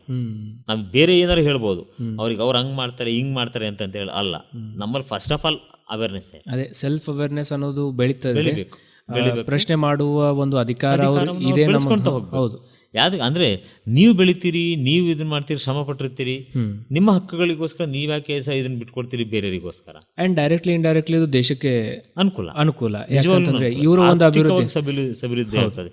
ಕಾರಣ ಯಾಕೆಂದ್ರೆ ನಾವು ನಮ್ಮ ದೇಶ ಇದನ್ನಾಗಬೇಕಾದ್ರೆ, ಇಂಡಿಪೆಂಡೆಂಟ್ ಆಗಬೇಕಾದ್ರೆ ನಾವು ಅನ್ಕೊಂತ ಇದ್ದೀವಿ 75% ಜನ ಕಂಪ್ಲೀಟ್ ಆಗಿ ಅಗ್ರಿಕಲ್ಚರ್ ಮೇಲೆ ಡಿಪೆಂಡ್ ಆಗಿದ್ದಾರೆ.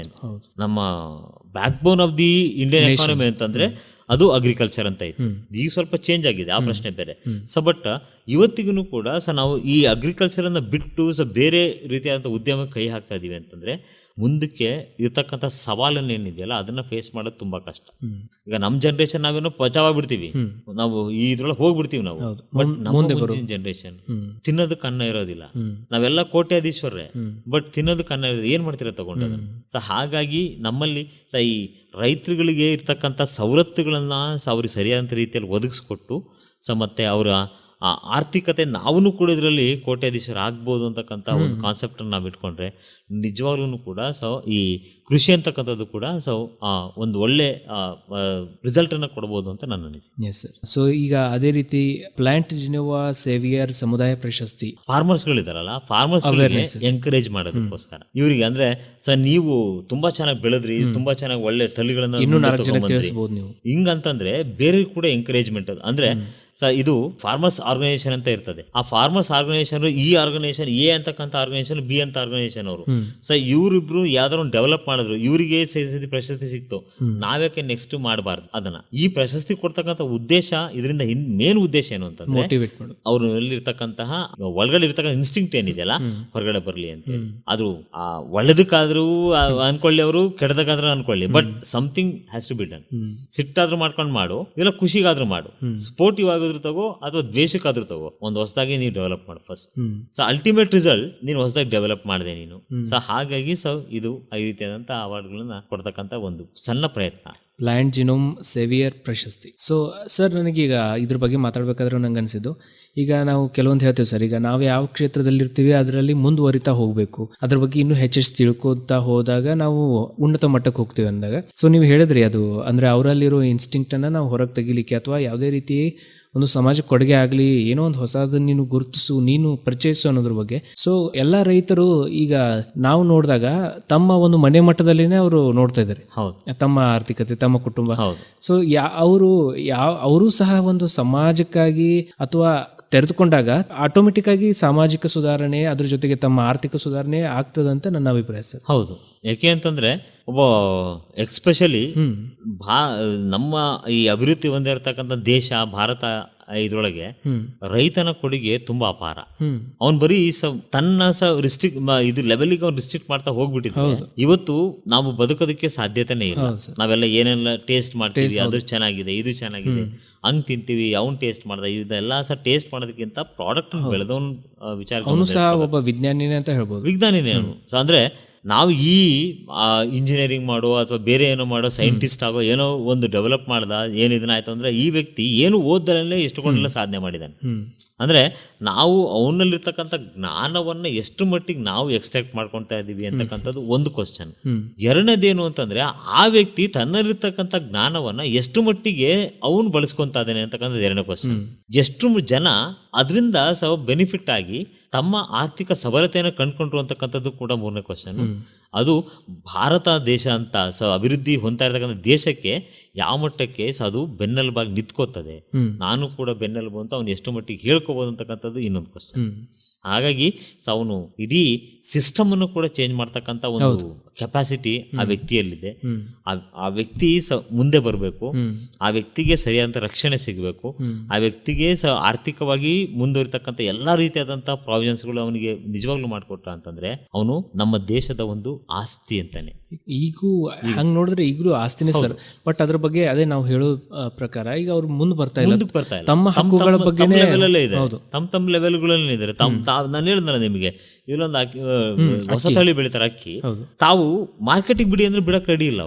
ಬೇಡ ಸರ್, ನಾವು ಇಷ್ಟಕ್ಕೆ ಬೆಳ್ಕೊಂತೀವಿ ನಮ್ಮ ಇದಕ್ಕೆ ಅಂತ. ತುಂಬಾ ಟೇಸ್ಟ್ ಚೆನ್ನಾಗಿದೆ, ಕ್ವಾಲಿಟಿ ಪರ್ಸ್ಪೆಕ್ಟಿವ್ ಚೆನ್ನಾಗಿದೆ, ಔಟ್ಕಮ್ ಚೆನ್ನಾಗಿದೆ, ಎಲ್ಲ ಚೆನ್ನಾಗಿದೆ, ಬಟ್ ಅವ್ರು ಮುಂದೆ ಬರೋದಿಲ್ಲ ಬೆಳೆಯೋದಕ್ಕೆ.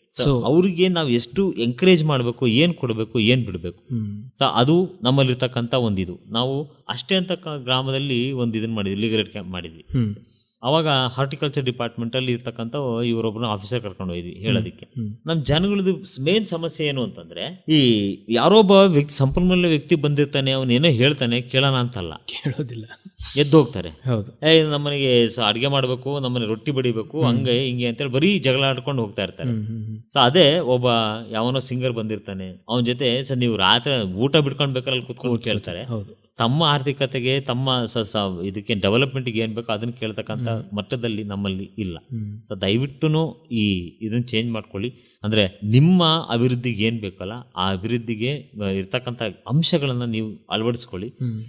ಆ ರೀತಿಯಲ್ಲಿ ನೀವು ಮುಂದೆ ಬನ್ನಿ, ದೇಶವನ್ನು ಮುಂದೆ ತನ್ನಿ.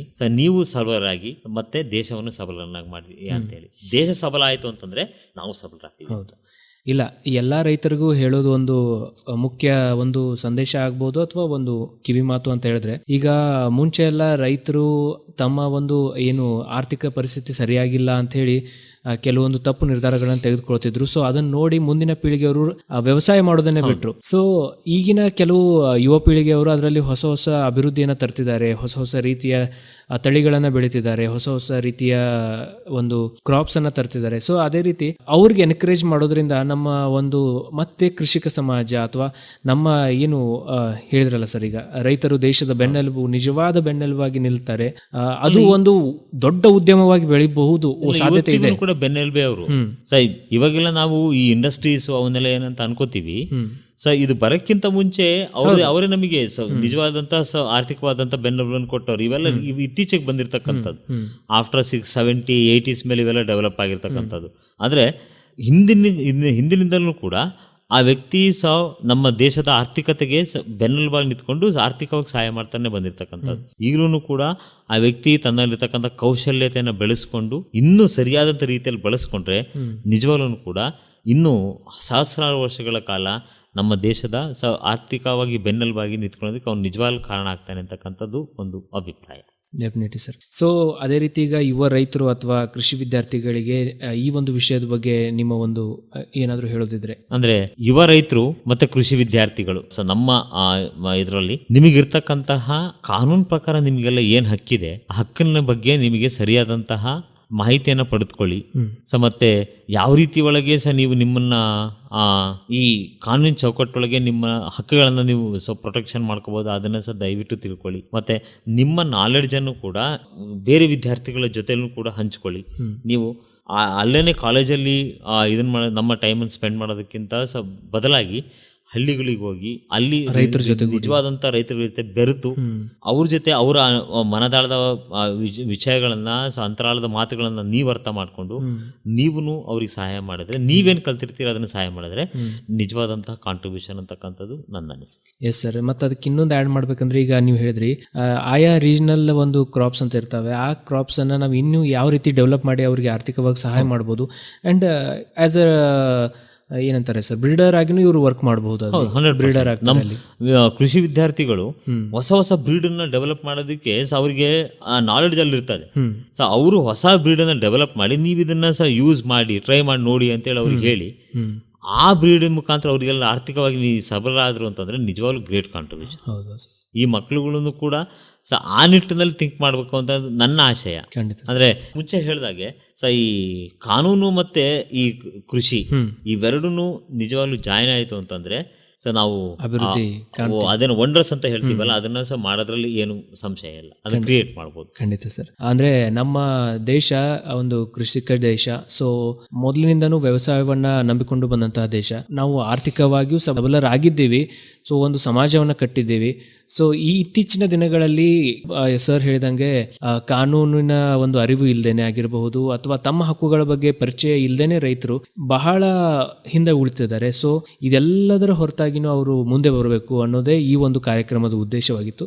ವೆಲ್ ಸರ್, ಇದುವರೆಗೂ ನಮ್ಮ ಜೊತೆಗೆ, ನಮ್ಮೂರ ಬಾನುಲಿ ಜೊತೆಗೆ, ನಮ್ಮ ಶ್ರೋತೃಗಳ ಜೊತೆಗೆ ತಮ್ಮ ಅಮೂಲ್ಯವಾದ ಸಮಯವನ್ನು ಕಳೆದಿದ್ದಕ್ಕೆ ತುಂಬ ಹೃದಯ ಧನ್ಯವಾದಗಳು ಸರ್. ಎಲ್ಲರಿಗೂ ಧನ್ಯವಾದಗಳು. ನನ್ನ ಕೊನೆ ಅನಿಸಿಕೆ ನಾನು ನಿಮಗೆ ಹೇಳಬೇಕು ಅಂತದ್ದು ಏನು ಅಂತಂದ್ರೆ, ನಿಮಗಿರ್ತಕ್ಕಂಥ ಹಕ್ಕುಗಳ ಬಗ್ಗೆ ದಯವಿಟ್ಟು ತಿಳ್ಕೊಳ್ಳಿ. ಏನಾದ್ರೂ ಸಮಸ್ಯೆಗಳಿತ್ತು ಅಂತಂದ್ರೆ ನೀವು ಈ ನಮ್ಮೂರ ಬಾನುಲಿ 90.8 ಅಂತಕ್ಕಂಥ ಈ FM ಚಾನೆಲ್ ಅನ್ನು ಸಂಪರ್ಕಿಸಿ. ನಾನು ನಿಮಗೆ ಮುಂಚೆನೆ ನನ್ನ ಫೋನ್ ನಂಬರ್ ಅನ್ನು ಹೇಳಿದ್ದೀನಿ, ಮತ್ತೊಂದು ಸತಿ ಹೇಳ್ತೀನಿ ಅದನ್ನ 8095628987. ನೀವು ಕಾಲ್ ಮಾಡಿ. ನಾನು ಕೆಲವೊಂದು ಸಲ ನಾನು ಫೋನ್ ಎತ್ತಿದಿಲ್ಲ ಅಂತಂದ್ರೆ ದಯವಿಟ್ಟು ತಪ್ಪು ತಿಳ್ಕೊಳಕ್ ಹೋಗಬೇಡಿ. ನಾನು ಕ್ಲಾಸಲ್ಲಿ ಇದ್ರೆ ಯಾವ ಕಾರಣಕ್ಕೂ ಕೂಡ ಯಾವುದನ್ನು ಫೋನ್ ಎತ್ತಲ್ಲ. ಅಕಸ್ಮಾತ್ ನಾನು ಕ್ಲಾಸಲ್ಲಿ ಇದ್ದಾಗ ನೀವು ಕಾಲ್ ಮಾಡಿದಾಗ ನಾನು ಎತ್ತಿಲ್ಲ ಅಂತಂದ್ರೆ ಇಲ್ಲೇನೋ ಬಂದು ಮಾತ್ರ ಕೂತ್ಕೊಂಡು ಹೇಳ್ಬಿಟ್ರು ಇವಾಗ ಫೋನ್ ರಿಸೀವ್ ಮಾಡ್ತಿಲ್ಲ ಅಂತ ದಯವಿಟ್ಟು ಅನ್ಕೊಳಕ್ ಹೋಗಬೇಡಿ. ನಾನು ಆಮೇಲೆ ಫೋನ್ ಮಾಡ್ತೀನಿ, ವಾಪಸ್ ಬಂದಾದ್ಮೇಲೆ ಫ್ರೀ ಟೈಮಲ್ಲಿ ಇದ್ದಾಗ ನಾನು ಫೋನ್ ಮಾಡ್ತೀನಿ. ಸೊ ದಯವಿಟ್ಟು ಪ್ರಿಫರಬಲಿ ಸಂಜೆ ಅಂದ್ರೆ 5 ಗಂಟೆ ನಂತರದಲ್ಲಿ ಕಾಲ್ ಮಾಡಿದ್ರೆ ತುಂಬಾ ಅನುಕೂಲ. ಖಂಡಿತ ಸರ್. ಎಲ್ಲರಿಗೂ ಧನ್ಯವಾದಗಳು. ತಮಗೂ ಸಹ ತುಂಬ ಧನ್ಯವಾದಗಳು ಸರ್. ಮತ್ತೆ ಇದೇ ರೀತಿಯ ಬೇರೆ ಬೇರೆ ವಿಷಯಗಳ ಬಗ್ಗೆ ಒಂದು ಜಾಗೃತಿ ಮೂಡಿಸುವ ಕೆಲಸವನ್ನು ನಾವು ಖಂಡಿತವಾಗಿಯೂ ನಿಜವಾಗ್ಲು. ವೆಲ್ ಸ್ನೇಹಿತರೆ, ಕೇಳಿದ್ರಲ್ಲ, ಬೌದ್ಧಿಕ ಆಸ್ತಿ ಹಕ್ಕುಗಳು ಅನ್ನೋ ಒಂದು ಹೊಸ ವಿಷಯದ ಬಗ್ಗೆ ಇದಾಗಿತ್ತು ಸಂದರ್ಶನ ಕಾರ್ಯಕ್ರಮ. ಇದೇ ರೀತಿಯ ವಿಶೇಷ ಸಂದರ್ಶನ ಕಾರ್ಯಕ್ರಮಗಳಿಗಾಗಿ ಕೇಳ್ತಾ ಇರಿ ನಮ್ಮೂರ ಬಾನುಲಿ 90.8 ಕಮ್ಯುನಿಟಿ ರೇಡಿಯೋ ಸ್ಟೇಷನ್. ಚಿಂತೆ ಬಿಡಿ, ಚಿಲ್ ಮಾಡಿ.